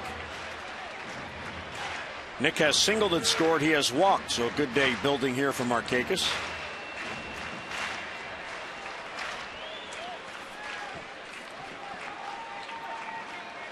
Chacin must be wondering what's going on here. I've been pitching so well. But you run into a team that has the balance of the Orioles lineup, and it's difficult to navigate your way through this lineup. Yeah, there is absolutely no let up. They could get by. Okay, I gave up a single to Chris Davis. At least it wasn't a 450-foot home run. You have Adam Jones right behind him. Nick Markakis there. Manny Machado. I mean, the lineup is full of great potential to drive in runs and hit the long ball. Count 0-2 on Markakis. And a ground ball towards the middle. Diving stop by LeMahieu. From his knees, he will get Markakis. And that freezes the runners and two men down. Real nice play by LeMahieu, and he saved the run for the moment. Yeah, it was. Nice reaction play. Markakis hits it hard up the middle. Nice effort here. Didn't get the bat head on it. Almost snuck through there, but LeMahieu with a nice diving effort from his knees flips it on over to Kadire at first base. Look at the concentration there. Nice athletic play by the Rockies' second baseman. So the big second out for Chacin. Davis at third, Jones at second, now with two men down. And here is Brian Roberts, who singled in the second and lined out in the third. Now that effort by second baseman, he just saved two runs right there. Adam Jones was off and running.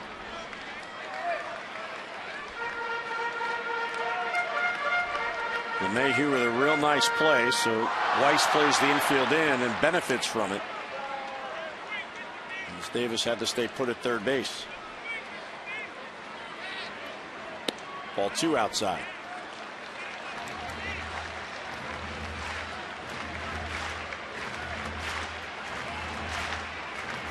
Brian now is 10 for his last 22 with his base hit here today. Real good numbers with runners in scoring position for Brian. Ball three.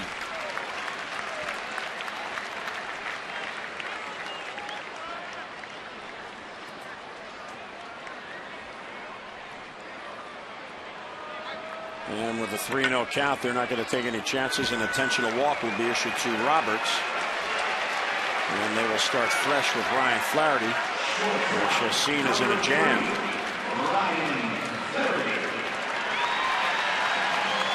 Flaherty comes up with the bases loaded and 2 men down. Doubled his last at bat. It was a leadoff double. He was left stranded at second base. The Orioles have left 4 on through their first 4 at bats. Davis, Jones, and Roberts, third to first. Flaherty facing Chassin. Takes it high. Ball 1.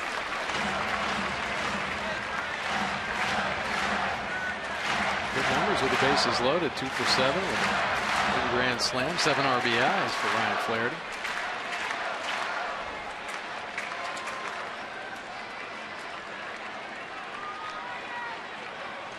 Chassin a long look, and then he stepped off. Milton Lopez beginning to get loose, one of the 8 relievers in that Colorado pen. Chassin now over 90 in pitches. Now back the other way, 1-1. Good pass on a fastball there. Of course, Ryan Flaherty, a couple of hits in last night's ball game. Big double already in this game. Great opportunity to bust this game open here. Another big 2-out hit. Seen 92 pitches to this point. Walt Weiss, he doesn't let him go very long. Only 106 pitches. That's his season high. Real good patience. And he takes it down and in, 2-1.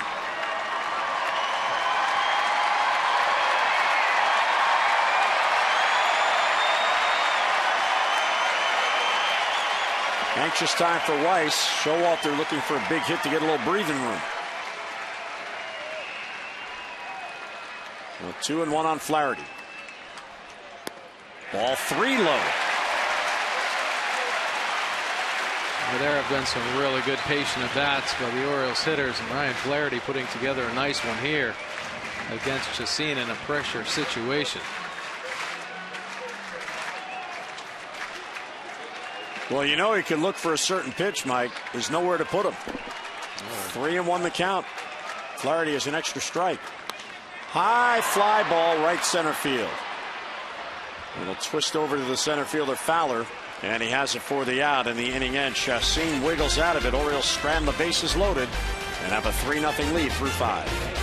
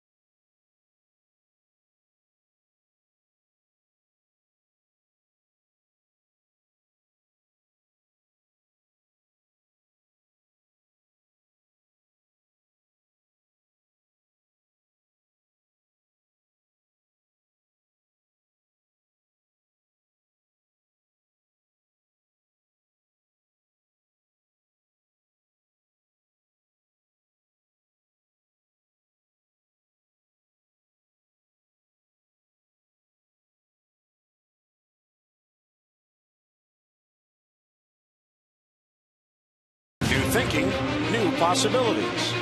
And by University of Maryland, University College.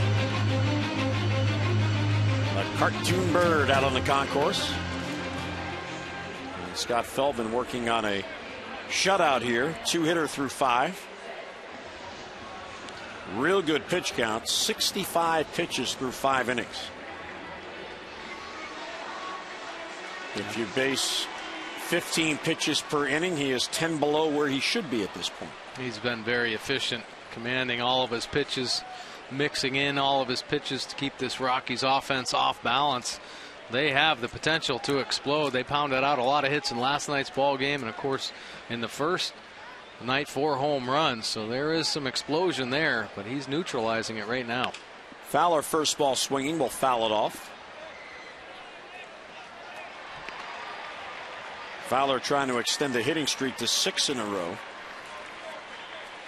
He had 1 hit on Friday night and 2 hits last night. Tampa Bay leads Toronto 1-0 in the 6th behind Chris Archer, the young right-hander.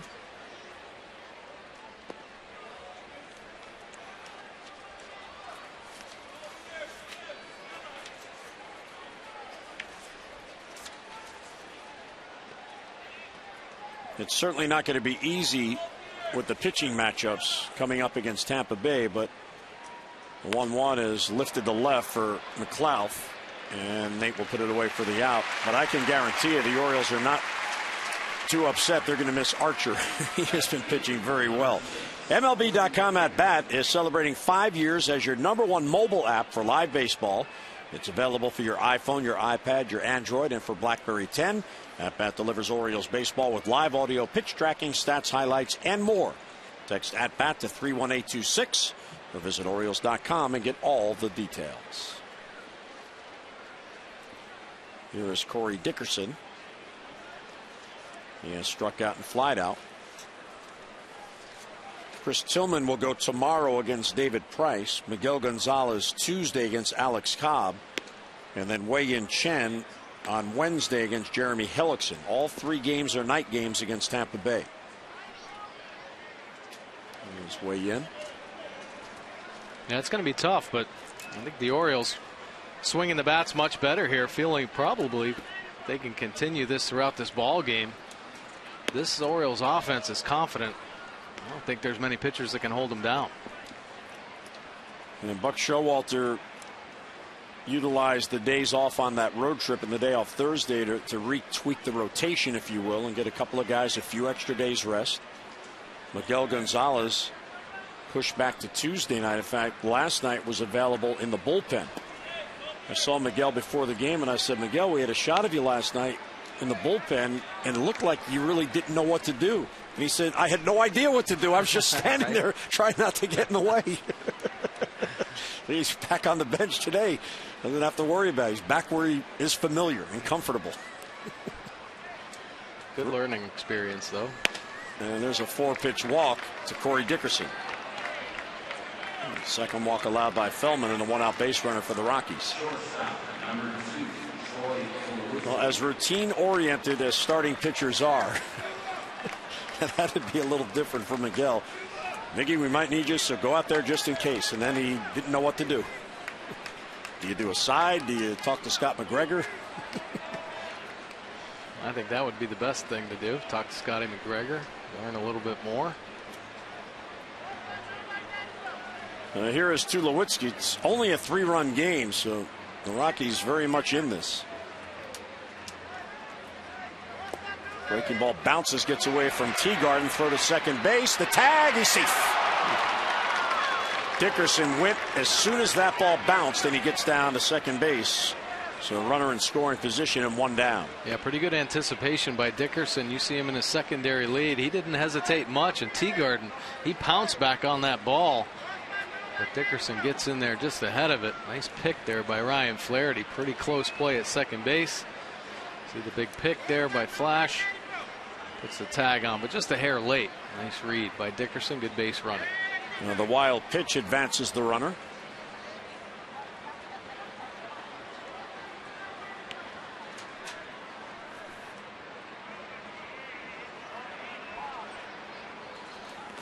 And another one gets away from Teagarden. Going to third is Dickerson. Back-to-back wild pitches. Both on the same pitch, too. Typically great command of that curveball. Able to control it, but a tough hitter with Tulowitzki up there trying to execute a perfect pitch here, and spikes too. This one in the left-handed batter's box gets away from Teagarden. Dickerson on into third base. That one out in front of home plate. Can't quite get the chest protector on it to keep it in front. Castro, the pitching coach, looking on. So 4-pitch walk to Dickerson. And now 2-0 on Tulowitzki, and both wild pitches allowing Dickerson to advance. There's a strike in the outside corner. A good quality fastball right there, right on the black of the plate.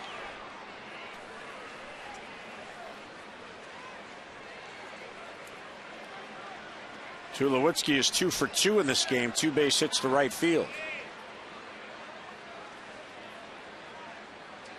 And the 2-1 is right there for strike 2 and 2. Time now for our AT&T Mobility Trivia Fact. Over his last 2 starts, Scott Feldman has held opponents to a 118 batting average with runners in scoring position.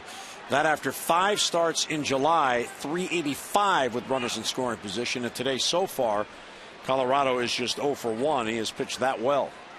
A nice adjustment he's made, executing his pitches with runners in scoring position. Boy, that one just missed. Well, good job painting a couple fastballs to get back in the count, and he tries the front door of this slider, just missing. A little cutter couldn't quite make its way back over to that inside edge. So full count on Tulowitzki. Runner at third and 1 down. Swing and a miss. He got him. The confidence, Mike, to come back with the same pitch and 2 men down. Yeah, beautiful breaking ball right there. Of course, 2 that he had spiked the first 2 pitches to fall behind, but finishes them off with the curveball right at the bottom of the zone. Great execution. Nice gutsy call by Taylor Teagarden as well. See the rotation out in front. And it drops off the table right at the end. Tulowitzki way out in front of that one.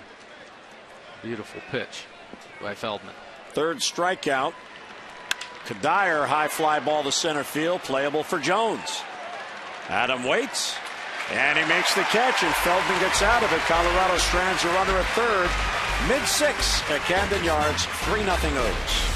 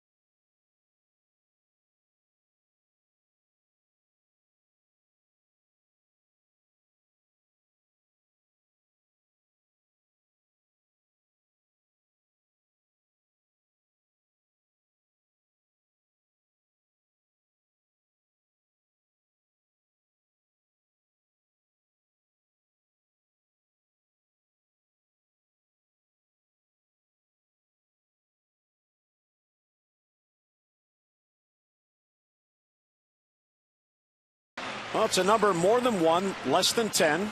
Like last night, the Orioles had 7 runs in the 3rd. That was a nice crooked number. First used in 1993 in reference to Tony La Russa's use of crooked numbers by the writer Roger Angell, who said all of this profligate hitting and high scoring. Of course, profligate means recklessly extravagant or wasteful in the use of resources. Well, I would say that managers disagree that you are wasteful in resources when you get crooked numbers. That's a good thing as you get those numbers. Of course, La Russa talking about that in the 1993 World Series. And there's a bouncer off the bat to Casilla to Tulowitzki. And 1 away. Now, he's your former skipper. He loved crooked numbers, didn't he? Oh, he sure did. And he always talked about it in the dugout as well. Hey, how about a crooked number, boys? putting the pressure on the other team, trying to fire up his offense. Well, we didn't see any crooked numbers up there unless you consider 2. Well, based on what we just saw, 2 is a crooked number because it's more than 1. Exactly. There you go. We have the definition. I think you got to have at least 3. That's a better crooked number. And of course 7 last night in that's the third inning. Really, really good crooked number.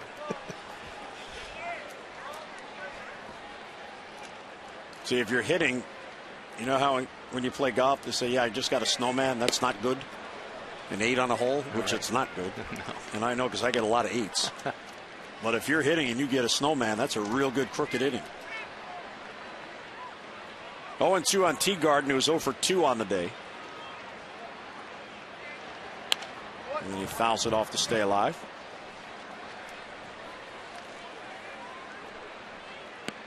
.100 pitches for Chacín. Yeah, and we talked about his season high being at 106, so we'll see how long Walt Weiss wants to stick with Chacín. Obviously wants to give him an opportunity to win a ball game.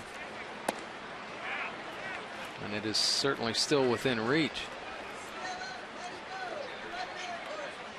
Orioles have left 7 men on in this game. Josh Outman getting loose, one of the 3 lefties. Check swing, and it's outside. An appeal. He did not go. Gary Darling, the crew chief at first base today.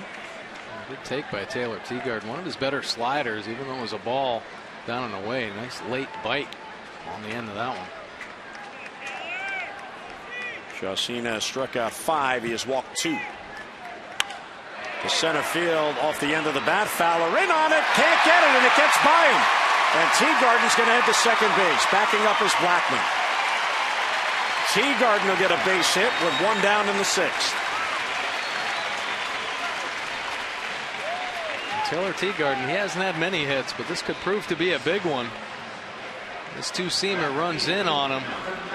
Gets just enough of the label to fall in front of the great effort by Fowler in center field. Actually had a good beat on that one.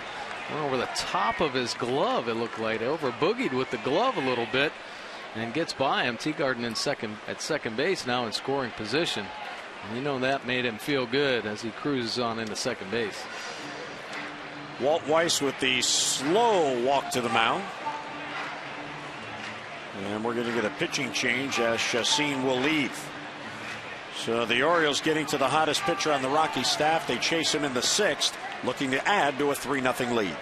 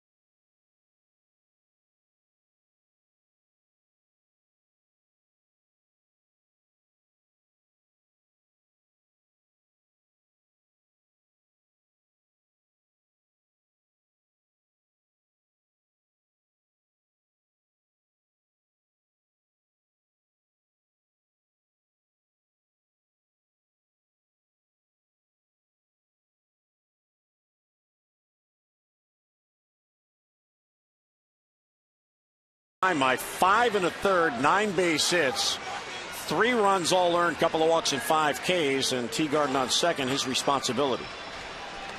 Yeah, 103 pitches thrown.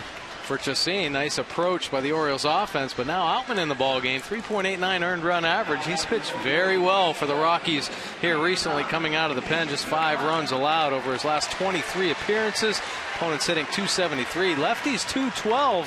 Righties much better though at .333. He has a chance to face Nate McLouth. Inherited runners stranded 15 to 20, 75%. That's a great number for the lefty out of the pen. He will face Nate McLouth, who did see Outman on Friday night. Outman pitched a 3 up, 3 down, 7th. He is 0 for 3 in this game. And a swing and a miss. And that's a first pitch slider right there from Outman. He does have a 4-seam fastball that he can get up to 96 miles an hour. A good 2-seamer that he works in the low 90s. And a changeup as well. Lefties, he likes that slider though. Throws it over 50% of the time.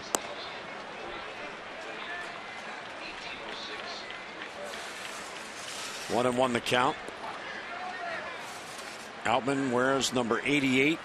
He wears the high stirrups. He's the only player on the field with stirrups. Now, I'm a big fan of stirrups because they're, from the era that I remember. Right. Back when I played way back when.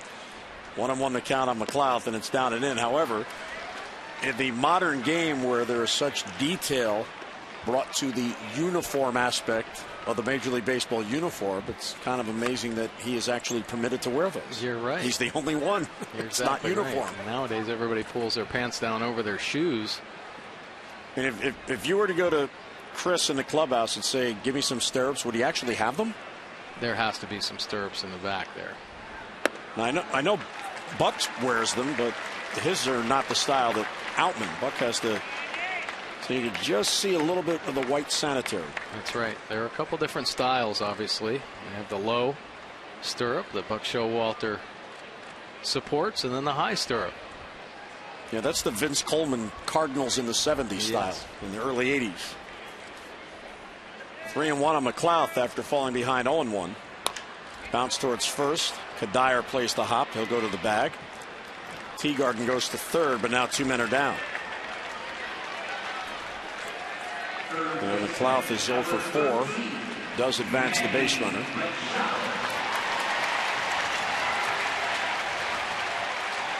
I kind of consider myself a traditionalist when it comes to baseball and, of course, the uniforms and stuff. But I was probably one of the happiest players in the game when they came up with the one sock that had the striping on the side. So I didn't have to put the 2 sanitary hose on and then the stirrup over that. It was just too much of a hassle. When you have to do it every day, I apologize, Jim. I know you like the stirrups. You're killing me. Yeah. I just needed to get my socks on and go.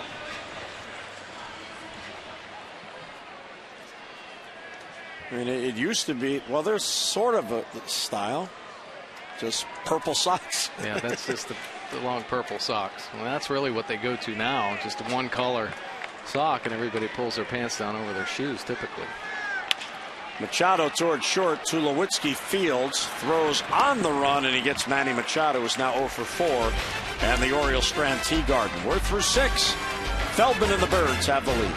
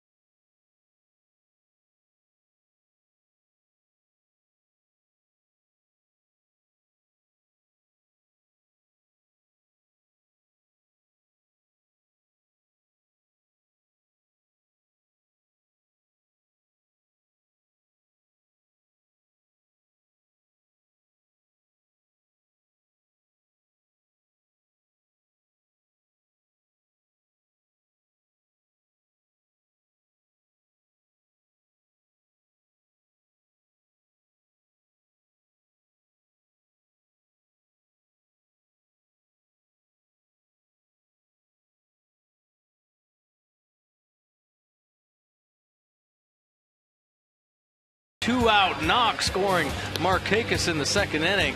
And then another 2-out blow by Adam Jones, scoring Chris Davis on the end there. He led it off with a double.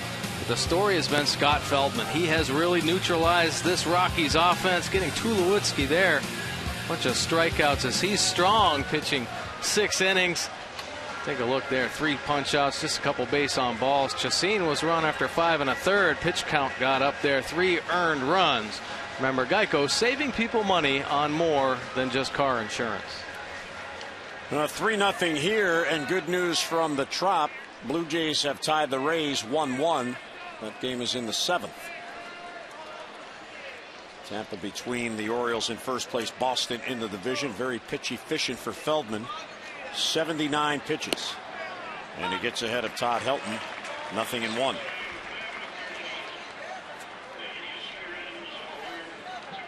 Helton has grounded out. He's also walked.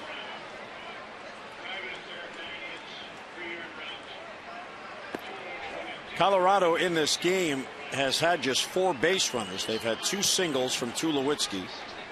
Helton drew a walk, and the Dickerson walk last inning. And Walt Weiss's club has not had a lot of opportunities. The Orioles have had some opportunities that they have not taken advantage of, but still have the lead.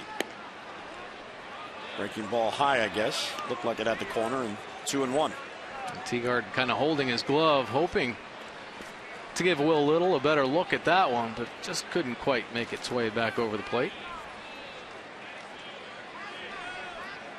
Helton, Arenado, and Blackman for Colorado in the 7th. Foul off the glove of Teagard, back to the screen, 2-2. We talked about it in the scouting report, the ability to work the edges of the plate. Scott Feldman has done a marvelous job of that this afternoon. Nothing left hanging out over the middle, keeping the hitters guessing. That ball's going to be a base hit, and it's going to bounce down and go towards the wall. Markakis was playing towards right center, so Helton's going to get the second base with a leadoff double. And Colorado has a leadoff man in scoring position. Stop by the official Orioles team store in the York Galleria on Tuesday from noon until 1. Your chance to meet Orioles pitcher Bud Norris. Bud will be on hand, he'll sign autographs and answer your questions about the Birds. That comes your way Tuesday, noon to 1 at the official Orioles team store in the York Galleria. For all the details, visit OriolesReach.com.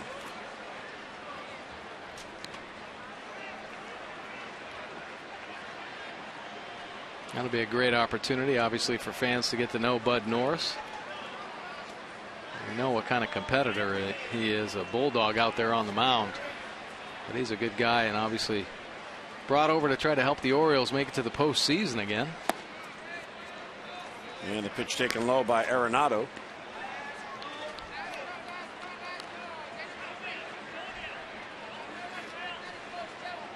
So Helton now within 8 hits of 2,500 of his career with that leadoff double. 97th on the all-time list.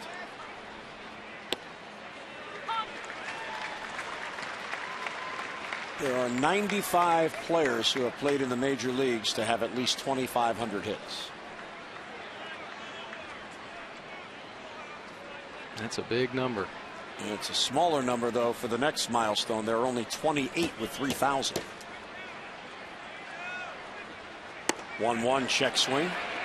An appeal. He went. Oh, that's a huge call for Feldman. It sure was. Great action on the 2-seam fastball. It looked like it was going to be a good pitch to hit. Arenado says, I'm going to get this one. Oh, no, I'm not. He can't hold up on it. The call goes against Arenado and for Feldman. 1-2 the count with a runner at second and nobody down. Just inside. And then the cutter. Yeah, it was. A lot of pitchers that have a cutter and a sinker, they'll get to one side of the plate and they'll work them both ways back to back. And that was the key there. Feldman wanting to run that cutter back over the inside corner after running the 2-seamer up and in under the hands. And the 2-2 is ripped. Fortunate for Feldman that he fouled it off. That was a hanger.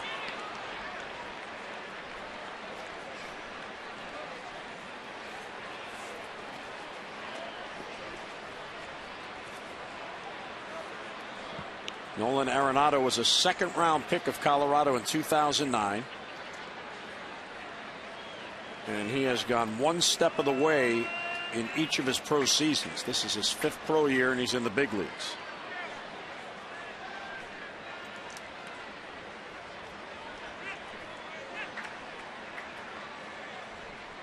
And the 2-2 is hit to right field. Markakis back has a play. Helton will tag. Nick's got it for the out. Helton goes to third. And the throw will be cut off by Flaherty. So runner at third base and one down. This copyrighted telecast is presented by authority of the Orioles and may not be reproduced or retransmitted in any form. And the accounts and descriptions of this game may not be disseminated without the express written consent of the Orioles. Fans on Utah Street looking back so they don't miss the action.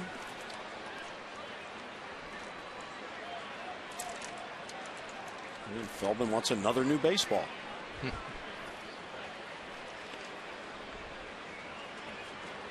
Somewhere Gaylord Perry is saying, "Kid, that ball's scuffed.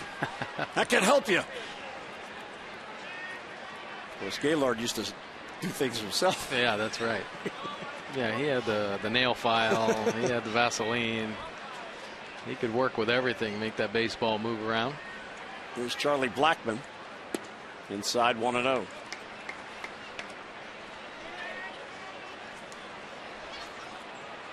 .150 with runners in scoring position. Blackmon playing in just his 46th game for the Rockies.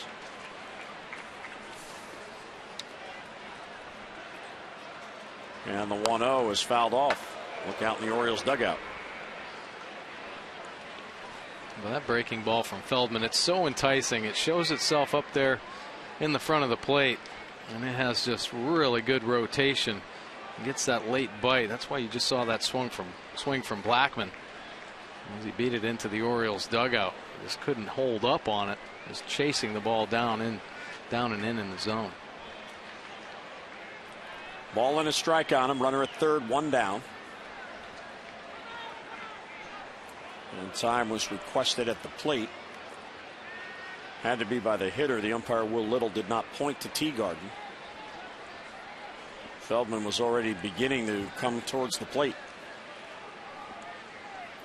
Todd Helton at third, one down. Colorado has not yet scored. 3-0 in the 7th. They have scored now. That ball's hit to the corner.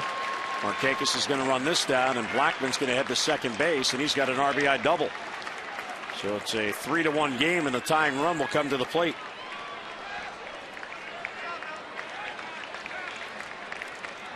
Feldman trying to sneak the two-seam fastball into our cutter. Excuse me. It doesn't get quite the movement that he wanted.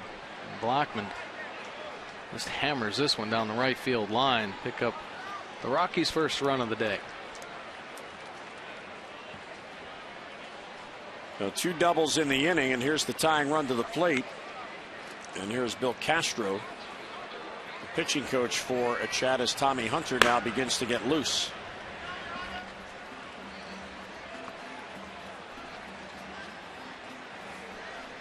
That is only the 4th hit allowed by Feldman. Unfortunately for him, in this inning, they've both been extra base hits. And very efficient throughout the whole ball game. The 4th inning, kind of labored through with 21 pitches. But a nice number there for Feldman. He's done a super job, and this just to give Tommy Hunter a little bit of time, give him a breather. Probably not coming out of the ball game, but just in case, so Tommy Hunter is ready if need be. Well, Chassin, we saw as he exited, was very upset leaving the game, having allowed just 3 runs in 5 1/3, and he really did a pretty good job. He kept his team in the game. The Orioles have left 8 men on base in this game, including leaving the bases loaded once, and the runner goes, and no throw to third as Feldman completely forgot about Blackmon at second base. And Torey Alba took the pitch to allow him to get to third. Yeah, he sure did. Not even a look back, and Blackmon taking advantage of that one. Now that's big, and now a fly ball, you get another run.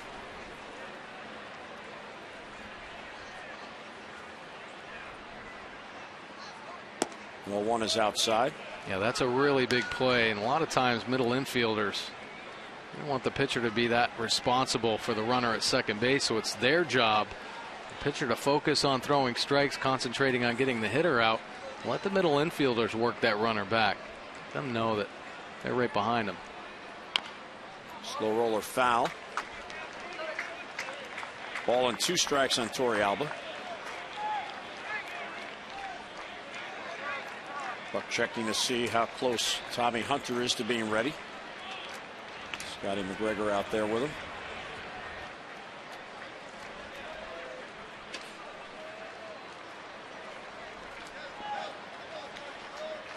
Big pitch here, 1-2.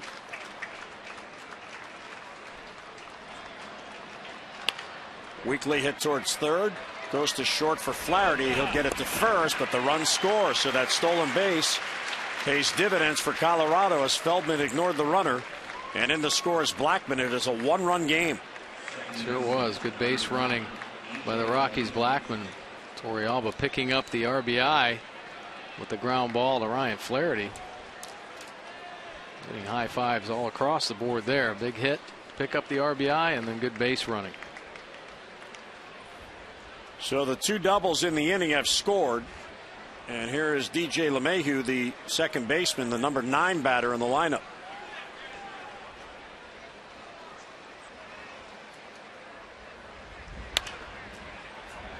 So for Feldman, he's pitched a real good game. This is a quality start. But now it is a tight game at 3-2. Yeah, Scott Feldman's pitched a great game. Of a lack of concentration right there, letting Blackman getting on over to third base, but really done a nice job neutralizing the Rockies offense. And he gets ahead of Mathieu.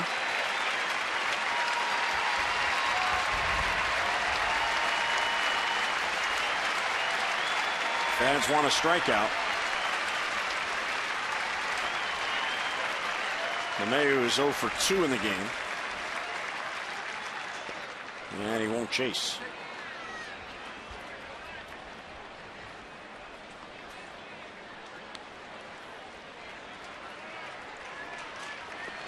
We've seen Feldman use that breaking ball for strikes to get ahead of hitters, and then he tries to use it as the put-away pitch down in the dirt. And that was an attempt right there.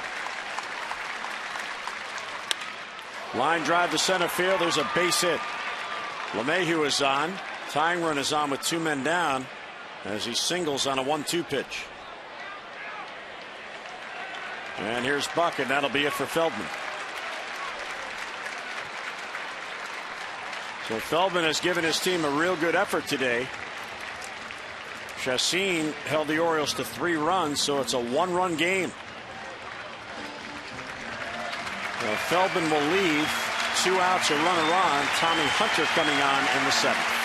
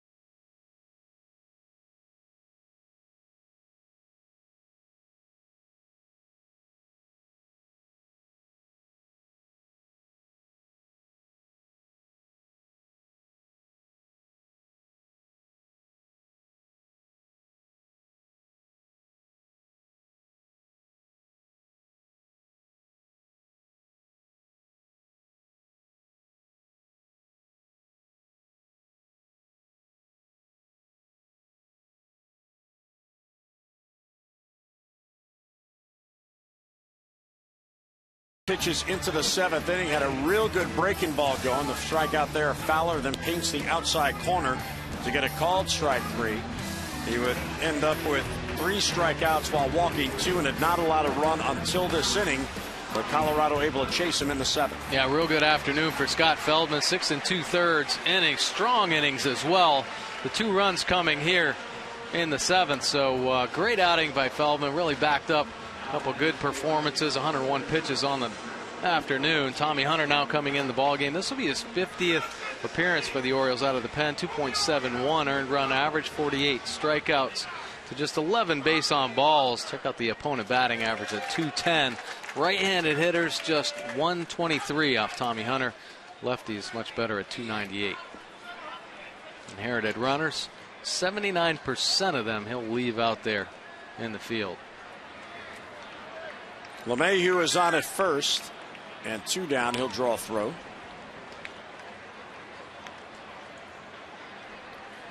Fowler is hitless. He has struck out, grounded out, and flied out, trying to extend the hitting streak to 6 in a row.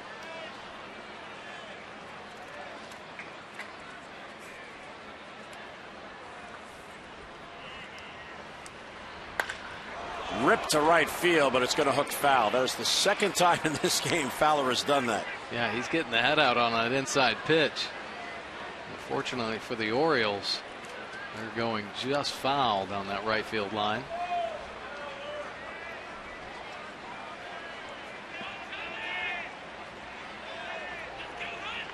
Got Feldman talking to himself. Everything was going so well, and 2 doubles, a single, a stolen base. He's allowed 2 runs and he's out of the game. It is his game to win. A little bit low. Tommy worked in the game last night. He pitched a scoreless 9th inning in a non-save situation. He allowed a 1-out double, but no runs.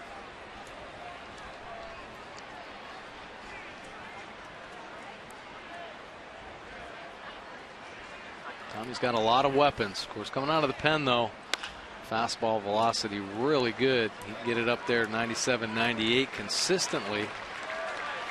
But he's a former starter, so he has other weapons in his arsenal. He has a real good cutter, he has a curveball, and a change as well. In 6 of his last 7 appearances, he has not allowed a run. He allowed 2 runs on Monday at Arizona, but he's pitched 2 scoreless appearances since then. And he's ahead of Fowler 1-2. Throw to first as LeMahieu bluff going on that foul ball.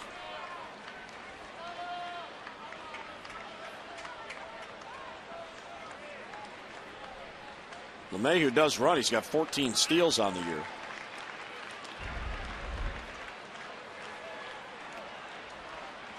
Yeah, and this is one of those opportunities with 2 outs. Of course, their leadoff hitter up at the plate might be a good chance to try to steal a bag, get in the scoring position, and if he is thrown out, well, Fowler will lead off the 8th. Fly ball to left.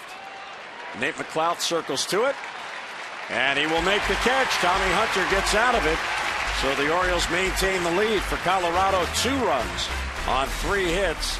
And Tommy Hunter strands 1 on at first. 7th inning stretch brought to you by Hyundai. New thinking, new possibilities. The Birds have a 1-run lead.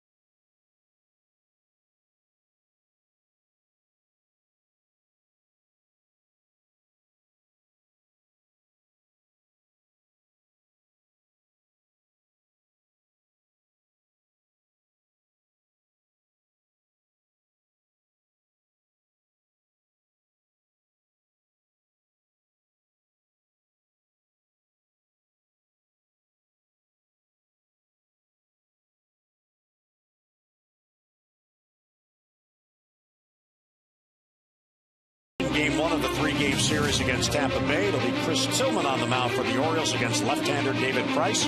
Our coverage on MASN HD begins at 6:30 with those extra presented by Geico, and then game coverage at 7 o'clock. We've got all the access you need right here on MASN.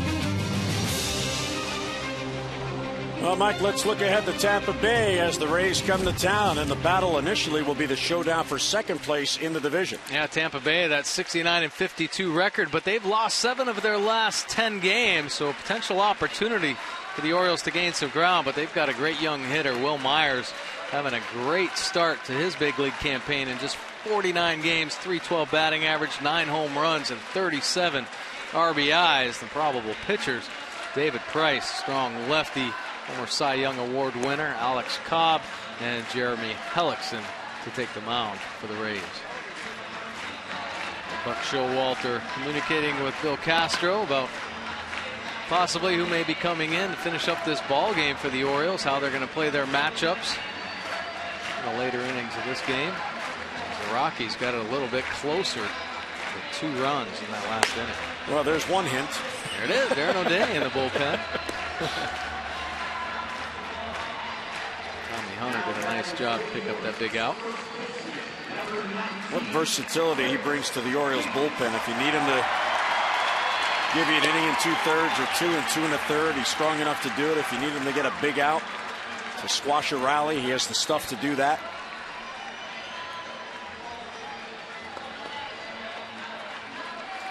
So the Orioles now will look for some add-on runs.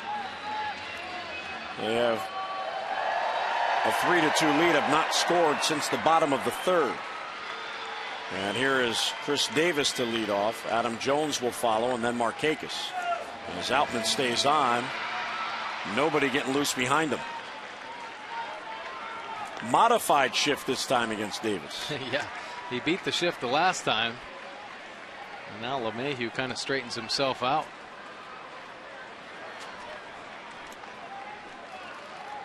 Inside, 1-0. Take a look, Chris Davis. Of course, he's got great power to all fields, but look at his hot zone. The only trouble spot up and in to Chris Davis, but you make some mistakes out over the plate, especially the middle of the zone. He's going to hammer it somewhere. And he hammers a base hit to center field. Chris has a 3-hit game.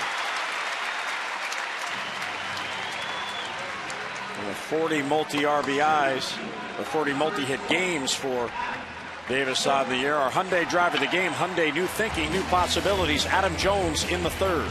Oh, yeah, and it was a big one. First pitch slider out over, and he gets those arms extended and hammers it out into the Orioles bullpen. Chacin showing the frustration. Terps football team appreciating the 2-run shot by Adam Jones. Adam has a 2-hit game. He has a multi-RBI game, his 22nd multi-RBI game.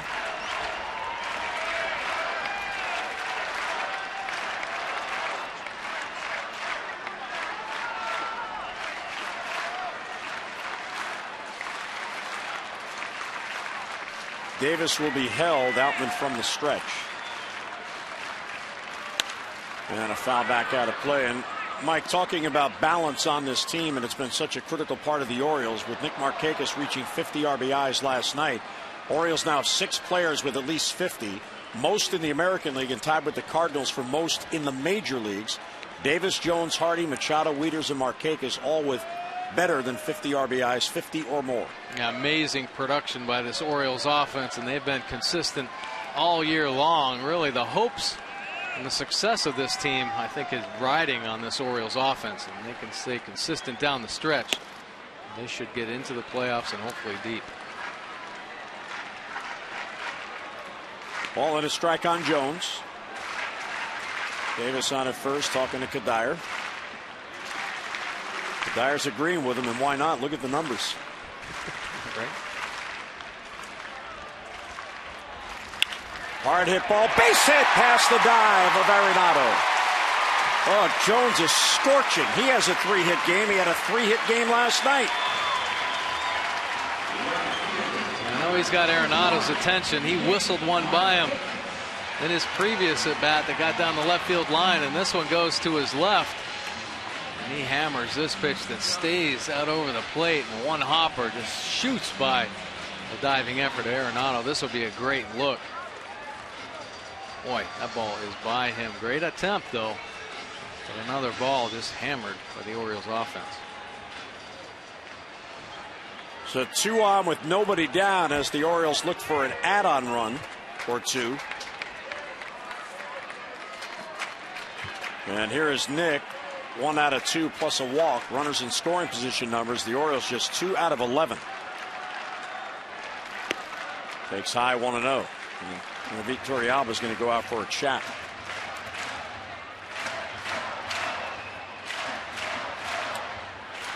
Wilton Lopez is up again. He was up earlier before Outman came in the game, and now he's getting loose again. Well, one thing the Orioles want to do is give themselves at least those opportunities to drive runners in when they're in scoring position, and they've had a lot of chances today. So 1 or 2 big hits could really bust this game open. Last night the Orioles drew a season high 8 walks. They've only drawn 2 walks today, but they have been very patient at the plate, and they have taken some close pitches. Inside, nearly hit him.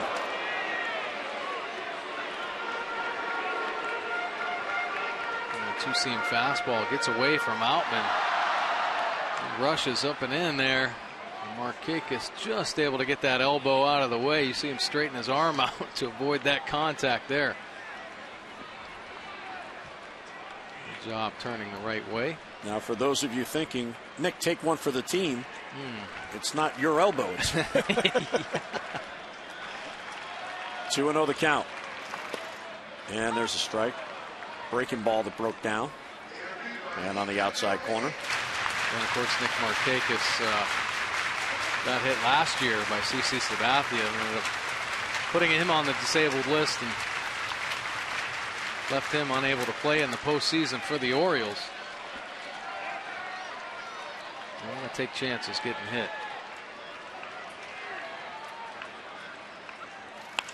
Fly ball to center field, chasing Fowler. He got a lot of it. Fowler gets back to it. Davis is going to tag. Chris goes to third. Adams stays at first. And the throw comes to second base. So Markakis makes an out, but it's a productive out as he gets Davis to third. It really was. Good swing by Nick Markakis. Fowler just puts his head down and runs to the spot, but good base running by Chris Davis. And we talked about it. That is a big tool for this Orioles offense. Advancing bases, going first to third. Good read by Davis to tag up and advance on to third base with 1 out. So Chris to third with Bobby Dickerson. Adams stayed at first. And Fowler correctly threw into second base, so they keep the double play in order here. And here is Brian Roberts, who is DHing today. As Wieters was given the day off. Hardy given the day off with his back spasms. He is expected to be back in the lineup tomorrow. And Pierce did not start with a righty on the mound. So Brian getting at-bats as a DH today. Swing and a miss, 0-1.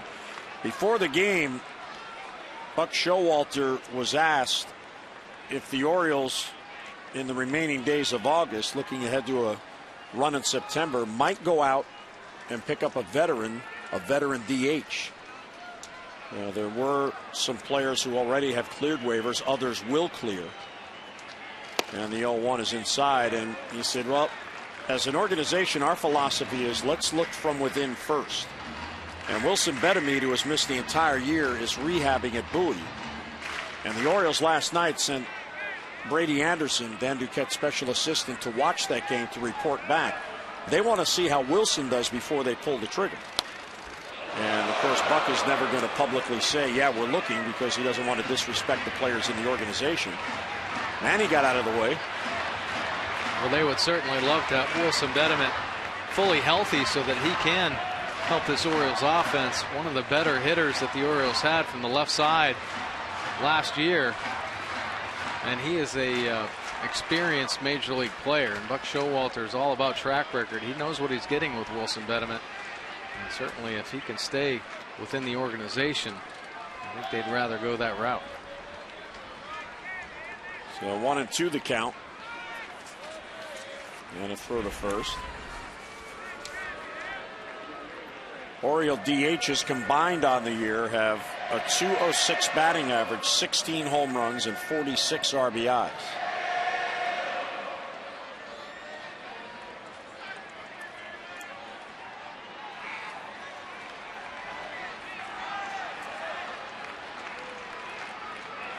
One thing about the designated hitter for Buck Showalter, and he's talked about this the last couple of years with the interleague play, he needs versatile players, guys that can play the field and obviously hit. And he isn't sticking with the traditional designated hitter, somebody that fills up that role to get 500 or 600 at bats. He wants players that can play the field. Nobody's really stepped up to take over that full-time designated hitter spot. Well, if you're looking at a guy that you hope is going to help, and you send your vice president of baseball operations, Brady Anderson, down to look at him, you know he's getting close to making the decision for them. If Brady's going down to look, they're in probably a week or so for making that decision. Right. Well, I think that's why he went down there, to see how long he felt like he was away. Meantime, Adam Jones steals second base. Yeah, that's big. Themselves out of the double play.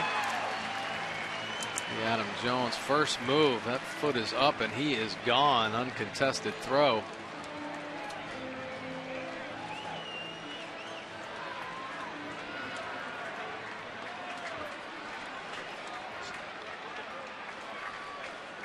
So a full count on Brian Roberts, and the infield again drawn in. And the 3-2 is fouled off. Nice job staying with that pitch by Brian Roberts. Changeup that was fading away off the plate.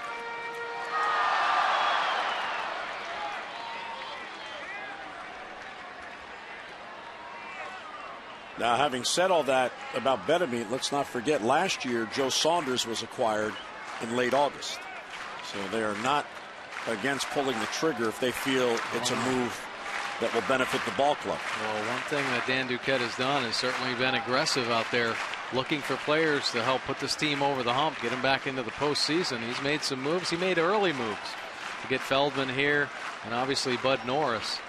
So always working to look for improvements.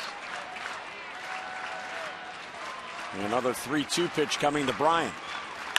And a base hit to center field. Roberts comes through. Davis to score. Jones behind him, and he will score. A 2-run single, 2 big insurance runs. And the Orioles once again have a 3-run lead.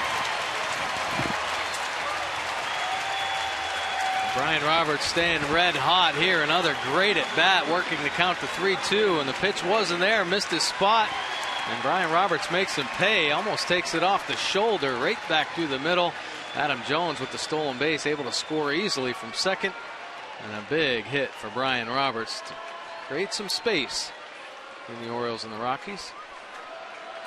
Well, that is demoralizing for Walt Weiss and the Rockies. They rally within a run, and in the next at bat, the Orioles get the runs right back. Still only one down. Here's Flaherty. And he'll take a strike 0-1. So B-Rob with a 2-run single now has 11 multi-hit games. And Brian has 7 RBIs in his last 7 games. He's swinging it. Inside.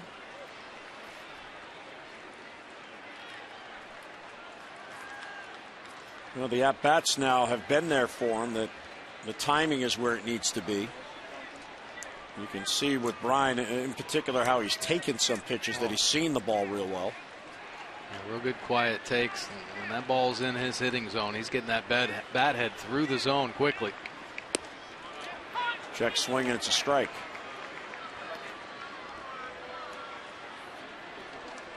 Ryan has a double in 3 trips. Tough inning for Josh Outman, who came on and got 2 outs in the 6th and stranded Teagarden in scoring position, but not so here. Throw to first. Bryant, since coming off the disabled list, has not attempted a stolen base. He still has memories of his one steal on the year that he hurt the hamstring game 3 of the season and put him back on the DL after all the hard work he did to get back into the lineup. Even though he hasn't stolen, you know it's in the back of pitchers' heads and catchers' heads. Roller back to Outman. Low throw, scoop by Tulowitzki, and somehow he got his foot on the base. Wow. Tulowitzki back-to-back days with stellar plays, Mike. Yeah, that's quite a heads-up play by Tulowitzki. You know, you just have to kind of anticipate that the pitcher's going to throw a bad throw to make this type of play, and that is a great athletic play. Just to be able to field that ball, let alone get his foot on the base. Great concentration there to get that lead out. Walt Weiss is on his way out. We'll get a pitching change here. Signal has already been made for Wilton Lopez to come on. So Alexi Casilla to face Lopez when we come back in the 7th.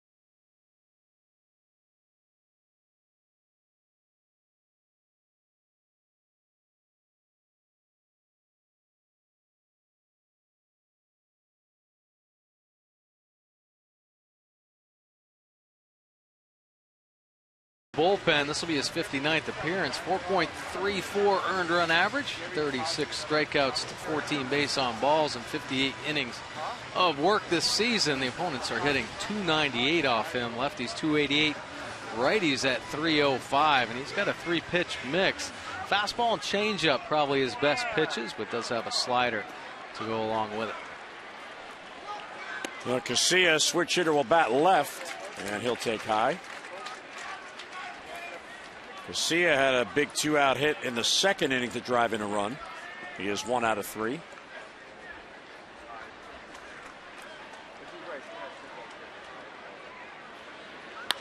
And another base hit, this one towards right center. Flaherty's going to head to 3rd, and he'll make it as Fowler plays it back in. Alexi Casilla had only 8 at-bats the entire month. He was 0 for 8. He's 2 for 4 in this game. Yeah, big game for Casilla. He's continuing to work hard every chance he gets, and he's taking advantage of another opportunity. And it's great for Buck Showalter to see this and know that he's got this kind of potential coming off the bench. Beautiful job of hitting right back through the box, and another good job of base running by the Orioles as Ryan Flaherty heads on into 3rd base. Well, Casilla, a good game. And here is Teagarden, who is 1 out of 3. Wilton Lopez is out of Nicaragua, and he has the 4th most wins in big league history of any pitcher from Nicaragua. However, he has 230 wins behind Dennis Martinez, who has the all-time record. Bouncer towards 3rd. Arenado has it. He'll go to 2nd for the Forest, just getting it there ahead of Casilla, and the inning ends. Brian Roberts, though, with a big 2-run single, will head to the 8th with the O's in front.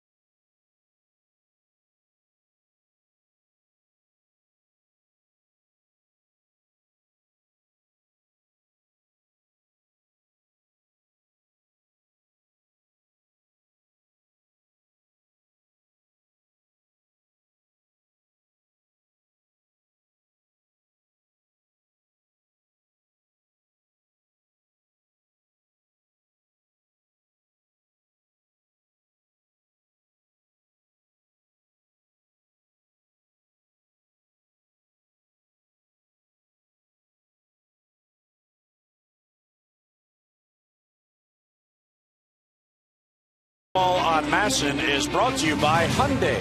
New thinking, new possibilities. And by the University of Maryland University College. 5-2 game. The Orioles with 13 base hits, so back-to-back games with double digits in hits. And here is Darren O'Day to work the eighth. And Darren O'Day, 57th appearance coming out of the bullpen for the Orioles. 2.41 earned run average and 52 1/3 innings worked. He's got 52 strikeouts and just 13 base on balls. Opponents hitting .217 off O'Day. Lefties up to .324, but he is dominating the right-handed bats at just a .153 clip.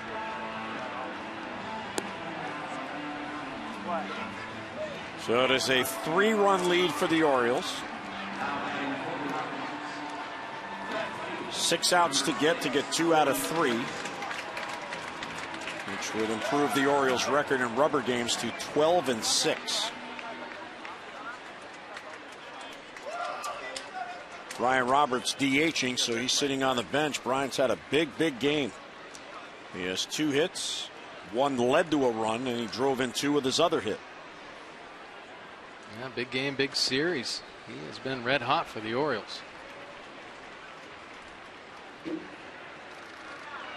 Dickerson takes a strike. By the way, the game in Tampa has gone to the bottom of the 9th, and the Blue Jays and Rays are tied 1-1. Sergio Santos is on for Toronto, and Evan Longoria leading off for the Rays, who has a flair for the dramatic walk-off. Yes, he does. Rays are on their way to Baltimore following that game. High with a fastball, 1-1.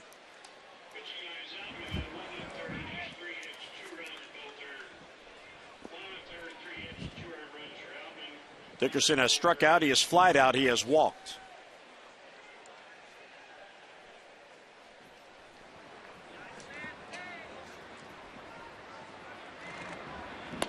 Outside.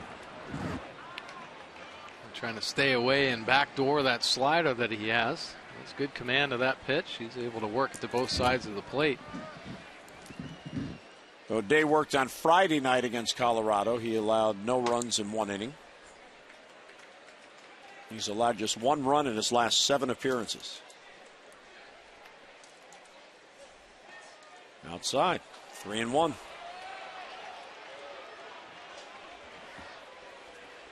Feldman went 6 2/3, a real good outing. 2 runs on 5 hits.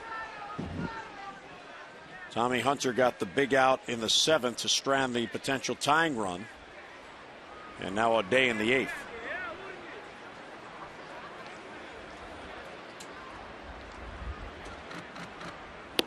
Swing and a miss.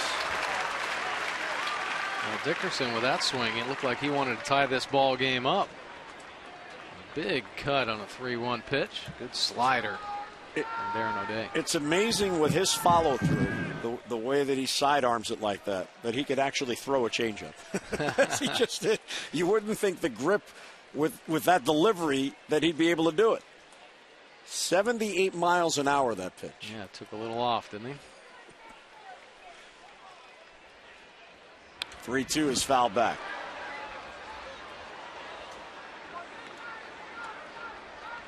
Now maybe it's not the traditional changeup grip, but whatever it is, the result is the same because he messed up the timing. Yeah, that's what it's all about, right? Timing and rhythm. If you can try to get a hitter off that, make them think about it anyway, then the pitcher gets the advantage. Darren O'Day has a good ability to change his speeds. He can change his speeds on his slider and his fastball. The count full on Dickerson. And he fouls it back again. And scares a pigeon.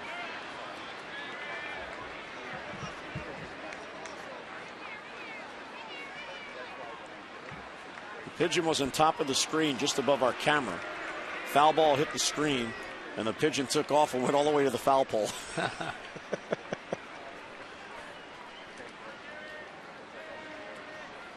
Well, the count holding 3-2 on Dickerson leading off in the Colorado 8th. Ground ball towards the hole. Manny Machado from the outfield grass. And safe at first in a bang-bang play. Manny nearly did it again. That was an amazing play right there. Very close at first base. Great range, amazing arm with great accuracy. Take a look here as Dickerson hustling down the line. Wow, that is close. Wow. Yeah. Well, Day wanted the call there, obviously, at first base, but he was really impressed by that play by Manny Machado. All right, now there's an interpretation thing here. Buck mentioned this the other day before one of the gatherings with the media as Tulowitzki comes up. Buck said there's no such thing as a tie. You have to beat it. Now, that looked like both the foot and the ball got there at the exact same time. It really did. Yeah, very, very close play. Perhaps maybe a hair with the foot. I mean, that's how close it was that you could look at it either way. And let's see, this is what Gary Darling is looking at. And the foot is about to hit as the ball enters the glove. That is great camera work there. And he did beat it by that much. That much, yes. Wow, just an amazing defensive play, though. The range, the arm strength. There is not another third baseman that can make that play. You know, the other part of that, too, is you got to credit Gary Darling, who was a veteran umpire. He's not going to get caught up with the, oh, man, he just made another great play. Yeah, right. He's going to call it as it is. And the replay show, he got it right. You know, 1-2 on Tulowitzki, who wanted no part of that breaking ball.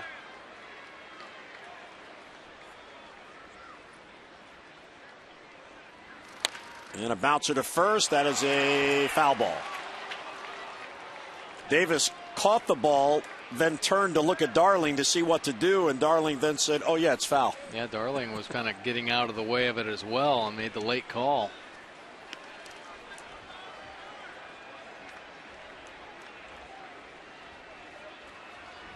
And you wonder if Chris Davis would have come up throwing to second base, would he have called it fair? Did he have his eye on that play? He was trying to get out of the way. You know, Dickerson back to the bag, held there by Chris.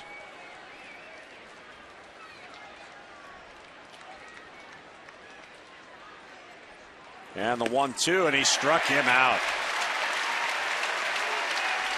Tulowitzki sees O'Day go upstairs, and he can't reach it. Yeah, climbs the ladder with the fastball here. There was no sink on that one.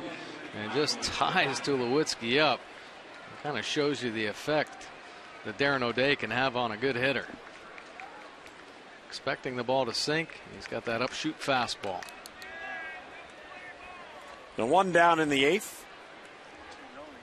And Kadire now.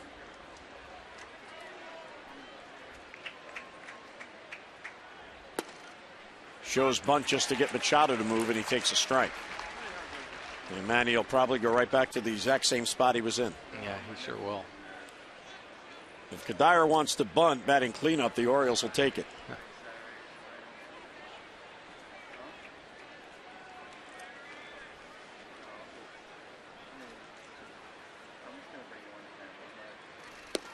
And it's outside with a breaking ball.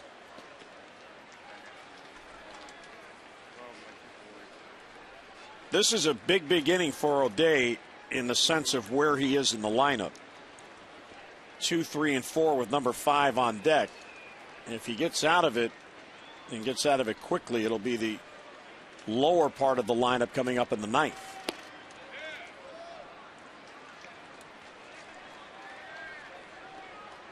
Ball's behind 2-1. Yeah, trying to entice Kadire to chase that slider away. A couple of them as they just sail off that outside corner, looking for the weak contact ground ball.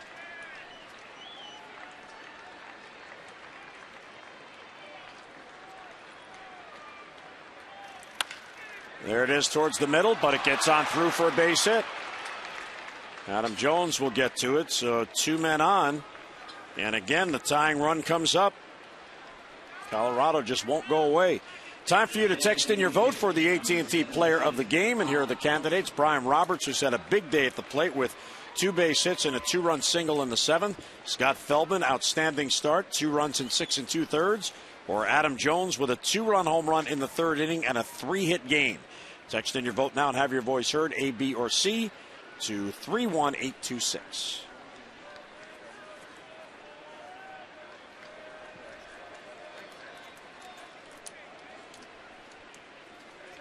Darren O'Day certainly has his work cut out for him here, facing the veteran Todd Helton, where he has a double in this ball game with a couple runners on base. Another pressure situation.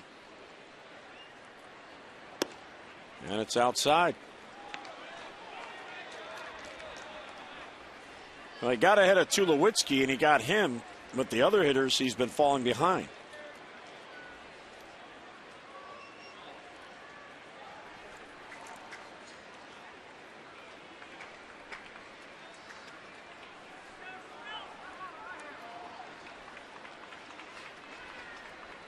Dickerson got the count to 3-1 and then singled on the 3-2 pitch. And he fell behind Kadire as well.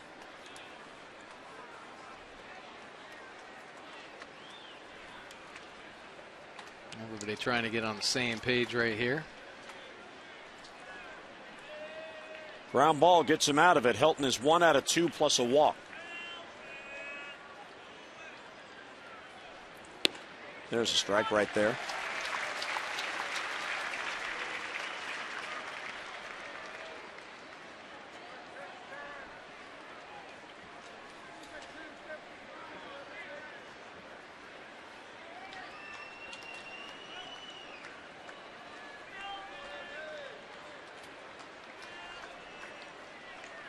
Day now taking his time after 2 base hits in this inning. Breaking ball stays outside. 20 pitches already in this inning. Definitely want to stay away. Try to keep that ball down in the zone. Elevate it. Todd Helton can hit some home runs.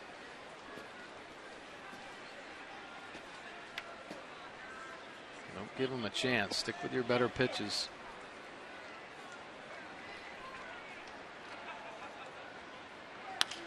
Foul back out of play. The Dickerson at bat really set the tone for the inning. That was an 8-pitch at bat. And O'Day fell behind him 3-1. And then he got it to 3-2. And there were back-to-back foul balls on 3-2 before that ground ball that Machado nearly got him at first.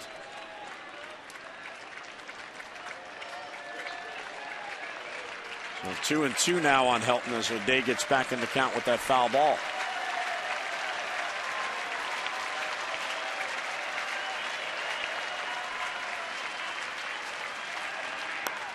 And that one's pulled foul.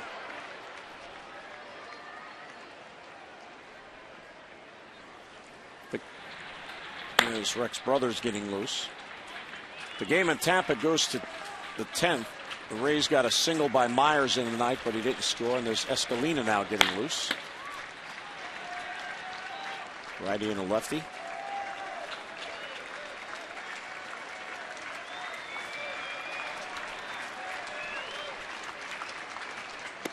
Outside, ball 3.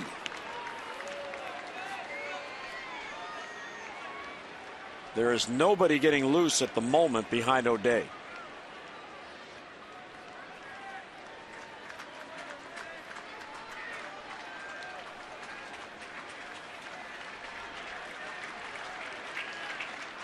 Here comes the 7th pitch in this at bat, and he fouls it back.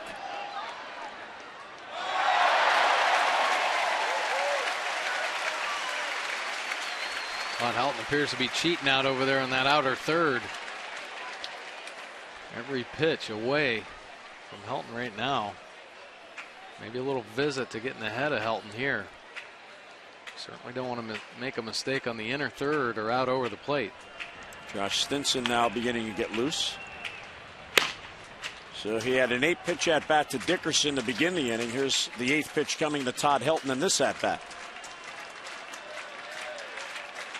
First and second with 1 down. And the 3-2 is lined to left field, hangs for McLouth. And Nate has it for the out. Huge out for O'Day and 2 men down. Boy just did not give in. Stayed on that outer third. Mixed up his pitches with sliders and fastballs. Excellent pitch there. Get a tough hitter in Todd Helton. You know, before the game, when Buck met with the media, they're talking about all these tight situations as of late, and he brought up a point that you don't think about a lot. He said, you know, obviously all these players are tremendously talented physically, or they wouldn't be here. The separator is how mentally strong are you? Sure. And we're seeing that with O'Day in this inning. He doesn't want to give in. He doesn't mind being 3-2, and he's still being able to make good pitches. Exactly. Arenado takes a breaking ball outside. You have to have confidence, even if you're down in the count, that you have the ability to get back in the count and make a good pitch and make it good and get a big out. And O'Day has done that in this inning. He still has 2 on, but now 2 men are down. Runners go. Tapper out in front of the plate. Teagarden calls off O'Day, throws to first, and O'Day gets out of it. Terrific pitch to get Arenado. 2 on, 2 left. Bottom of the 8th coming up with the Birds in front.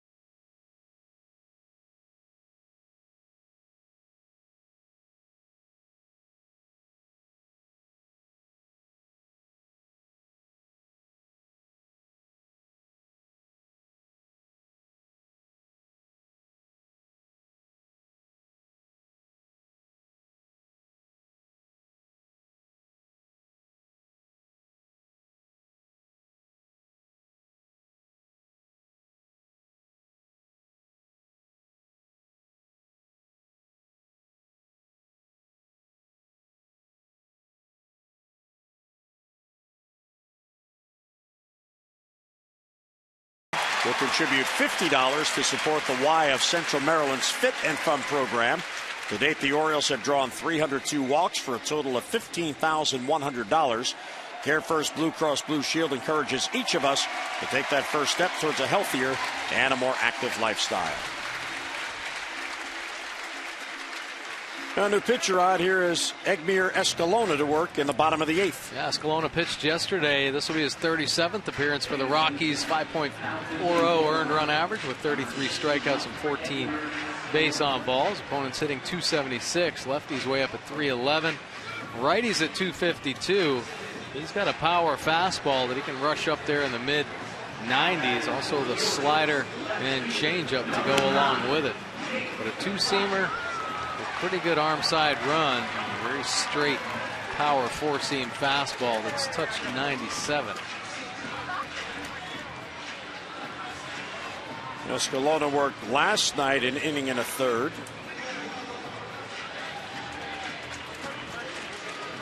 And here is McLouth leading off. So the Orioles leading it by 3, which means it is a save situation at the moment. Machado will follow, and then Chris Davis against Egmir Escalona. And the fastball's outside 1-0. So a save situation at the moment, and there's the closer getting loose, Jim Johnson.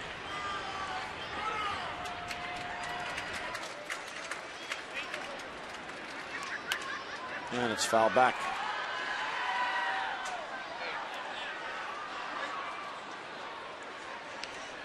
Escalona's a big guy. So the job O'Day did, not only did he not allow the Rockies to score to get closer, he has left it for Jim Johnson that the lower third of the Colorado lineup will be up in the 9th. Yeah, that was a huge job by Darren O'Day. Got himself into a little bit of a jam, but comes up with big pitches when he needs to. One of the best hitters of all time in Todd Helton on a nice battle.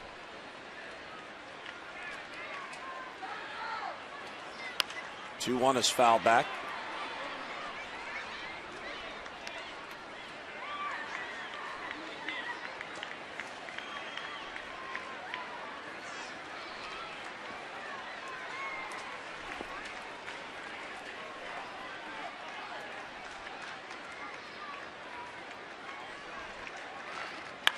Hard hit ball to second, gloved by LeMahieu, and he gets it to first, and one away.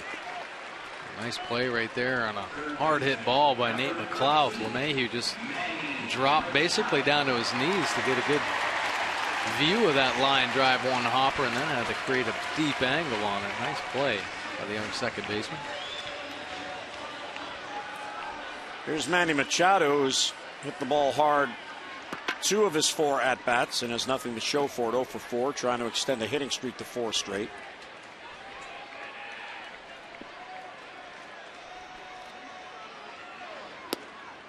And he'll take a strike.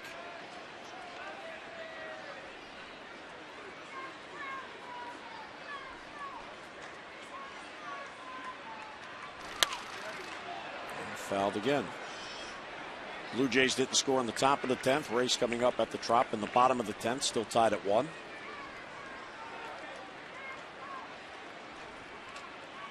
Yankees in Boston at Fenway tonight in the Sunday night game.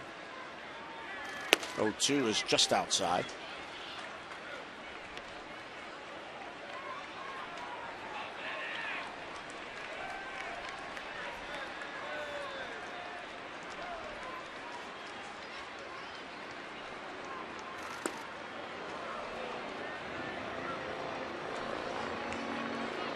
Keep trying to find ways to get Manny Machado out.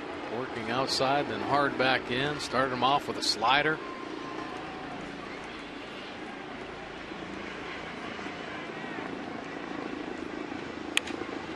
Lifted and into left field for a base hit. There's a 1-out single for Machado.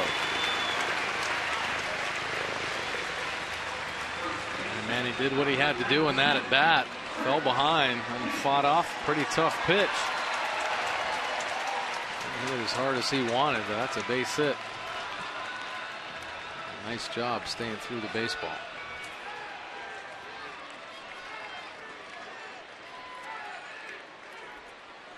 Here's Chris Davis, who's had a real good game. 3 for 4. He has doubled, he has singled twice, he has scored twice.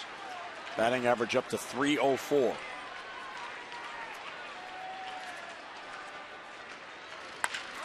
Deep right center field. Back it goes and gone for Chris Davis. Number 45 gives the Orioles the insurance.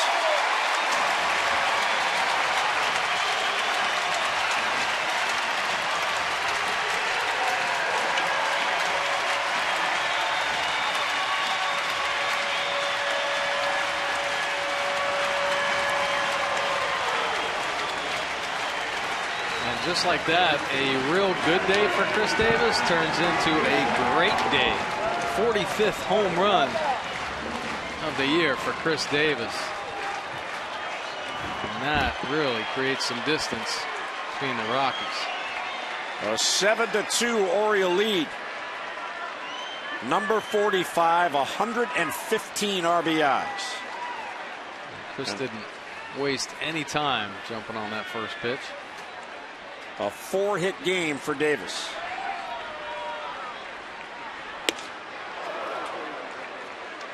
Jones didn't want to either. This fastball ends up being center cut, and he destroys it. A line drive to center field. Mount Crushmore strikes again.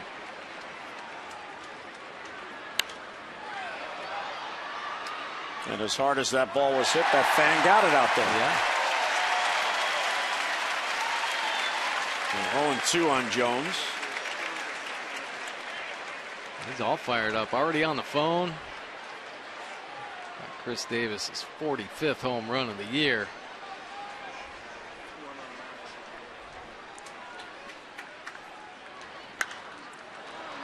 High pop-up. Second baseman LeMahieu calls off the first baseman Kadire. And 2 away. Well, in Orioles history, here's a look at these single season leaders. Brady, of course, in 96 with 50. Frank in 66 at 49. Jim Gentile back in 61, 46. And now Chris Davis at 45. Meantime, Jose Lobaton has just hit a walk-off home run for the Rays in the bottom of the 10th off Brad Lincoln. So excitement at Tropicana Field as Lobaton wins it. And Tampa Bay wins that one 2-1 in 10.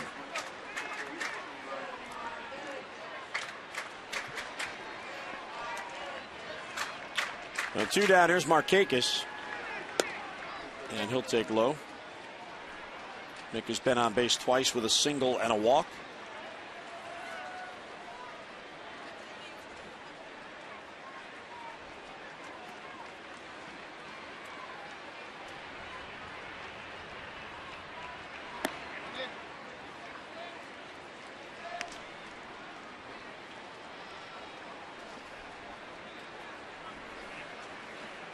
The Orioles offense seems to definitely be back on track. It's nice to see them scoring some runs late in the ball game.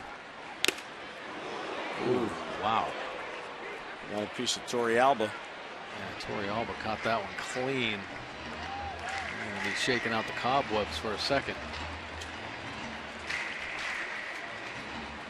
A 95-mile-an-hour fastball just fouled straight back, right off the forehead. Torrealba, and you'll see it knock him back.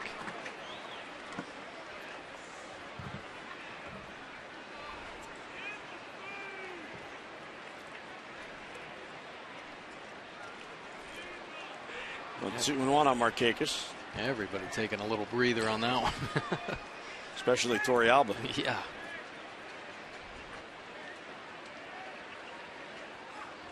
Now the trainer's going to come out and chat with Torrealba, Walt Weiss as well.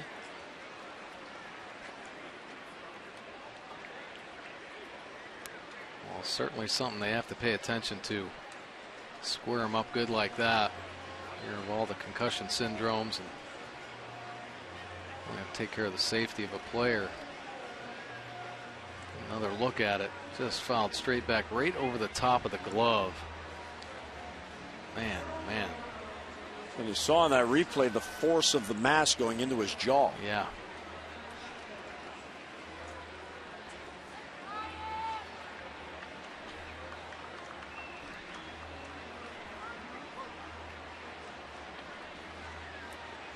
He's trying to convince them he's okay and to allow him to stay in the game. Trainer, of course, will plead be cautious. Yeah, exactly. Well, typically, you know, a catcher will get back down in a squat, shake the cobwebs out for a second. But Torrealba, when he was thinking about going back there behind the plate, he thought again about it. He wasn't feeling right.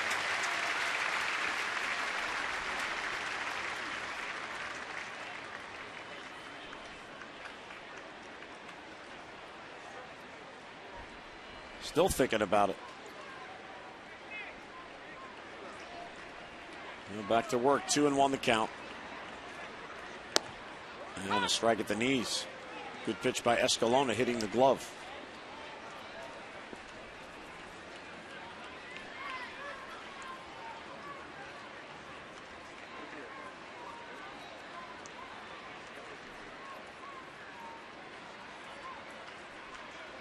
And he gets Markakis. So Nick down on strikes, and that'll end the inning. But the Orioles get the big blow from Chris Davis, the 2-run home run. And the Orioles now with a 7-2 lead.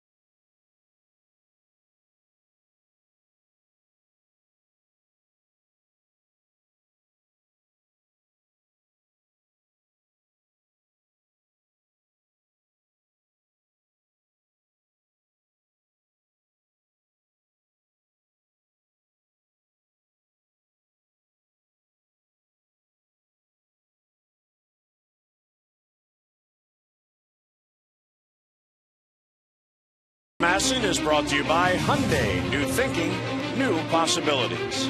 And by Southwest Airlines. Find our fares online only at southwest.com. Good day to be at the ballpark. Eat outdoors. Mingle with friends. And Josh Stinson coming on in a 7-2 game. Yeah, this will be his third appearance. Of course, came up early in the season for the Orioles, but a big job last night in the ball game as he came in middle relief and really shut the door down on the Rockies offense. Another opportunity for him in back-to-back days. Try to finish up this ball game here. Chris Davis, of course, putting some insurance up with a big 2-run shot.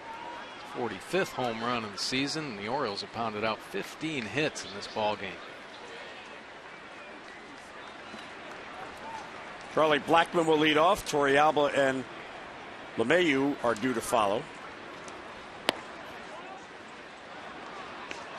And Stinson deals outside 1-0.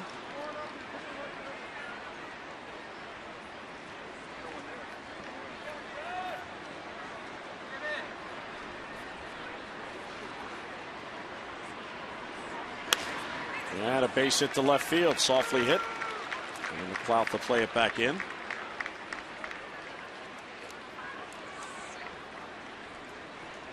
Well, Blackmon has a 2-hit game.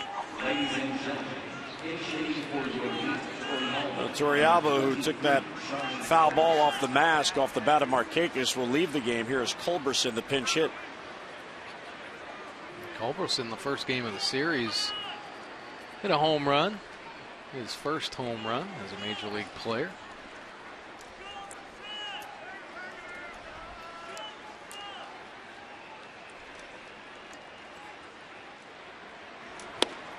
And Stinson blows it right by him.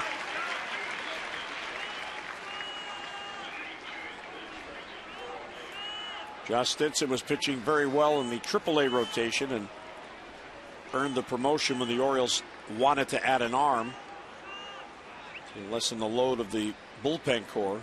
8 pitchers out there now for the past 2 games. And a swing and a miss. A good slider right there at the bottom of the zone. Yeah, Buck Showalter loves Stinson. Impressed with the way he's handled himself after being sent down. Stinson said, "Hey, I want to get back on the mound." Ended up making a start that night after traveling down, and really impressed Buck Showalter. And really, that's what it's all about, is Buck Showalter in the process of working this organization in the right direction, having hungry players. Double play ball. Nice play by Flaherty to Casilla, and back to first. 2 men down. Nicely done by Flaherty and Casilla. Here's an update on the voting for the AT&T Player of the Game. And right now, Scott Feldman. Fans like the starting pitching job by Feldman today. 6 2/3, 2 runs on 5 hits. Still time to vote. A, B, or C to 31826. Tom and Rick will have the results on O's Extra postgame.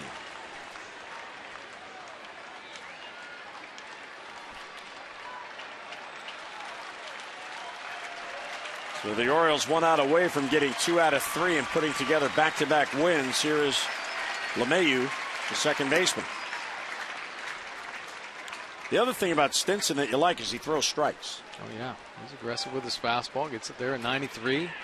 Works it in the low 90s. Gets some movement on it as well.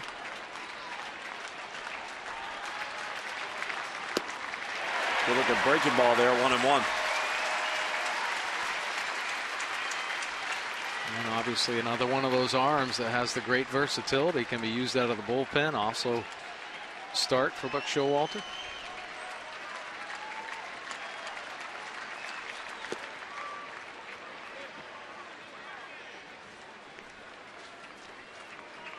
LeMahieu is 1 out of 3 with a single his last at bat. He was the final batter that Feldman faced. A 2-out single in the 7th.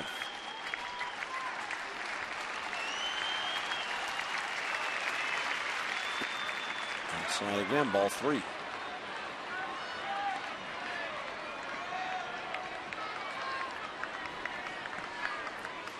The Orioles have 7 runs on 15 hits. Colorado 2 runs on 8 hits.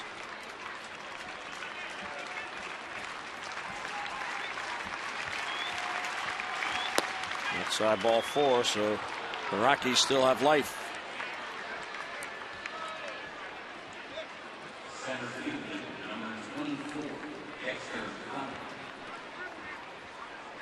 Brian Roberts had a big day today.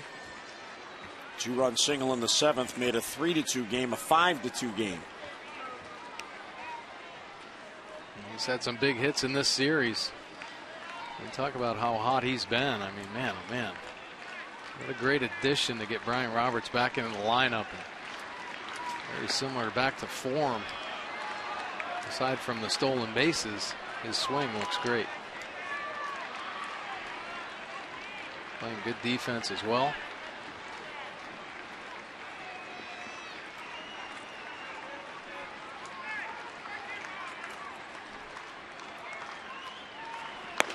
Outside, and all of a sudden Stinson has lost the strike zone. Because I said he's a strike thrower. Yeah, exactly.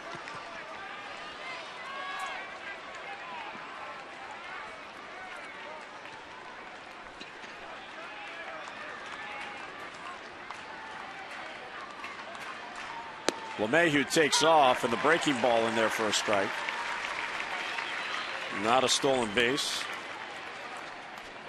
And now Taylor Teagarden has to go out and make sure what sign they're going to use with a runner at second base. But a good pitch to get back on track, throwing the breaking ball. Trouble finding the zone with the fastball. Kind of slows everything down, collects himself, throws a good strike with the off-speed pitch. Should get him back on track, more aggressive in the zone. Another one in there.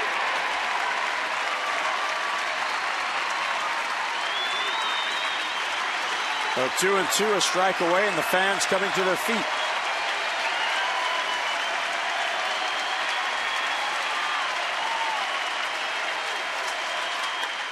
Fly ball to left. Nate McLouth is there. And the Orioles get the rubber game against the Colorado Rockies. Birds have won back-to-back games. Big day for Chris Davis, 4 hits and a 2-run home run. And the Orioles win it by the final of 7-2. So the Orioles can celebrate the series win. They've won 2 in a row and now get set for the big showdown against Tampa Bay beginning tomorrow night.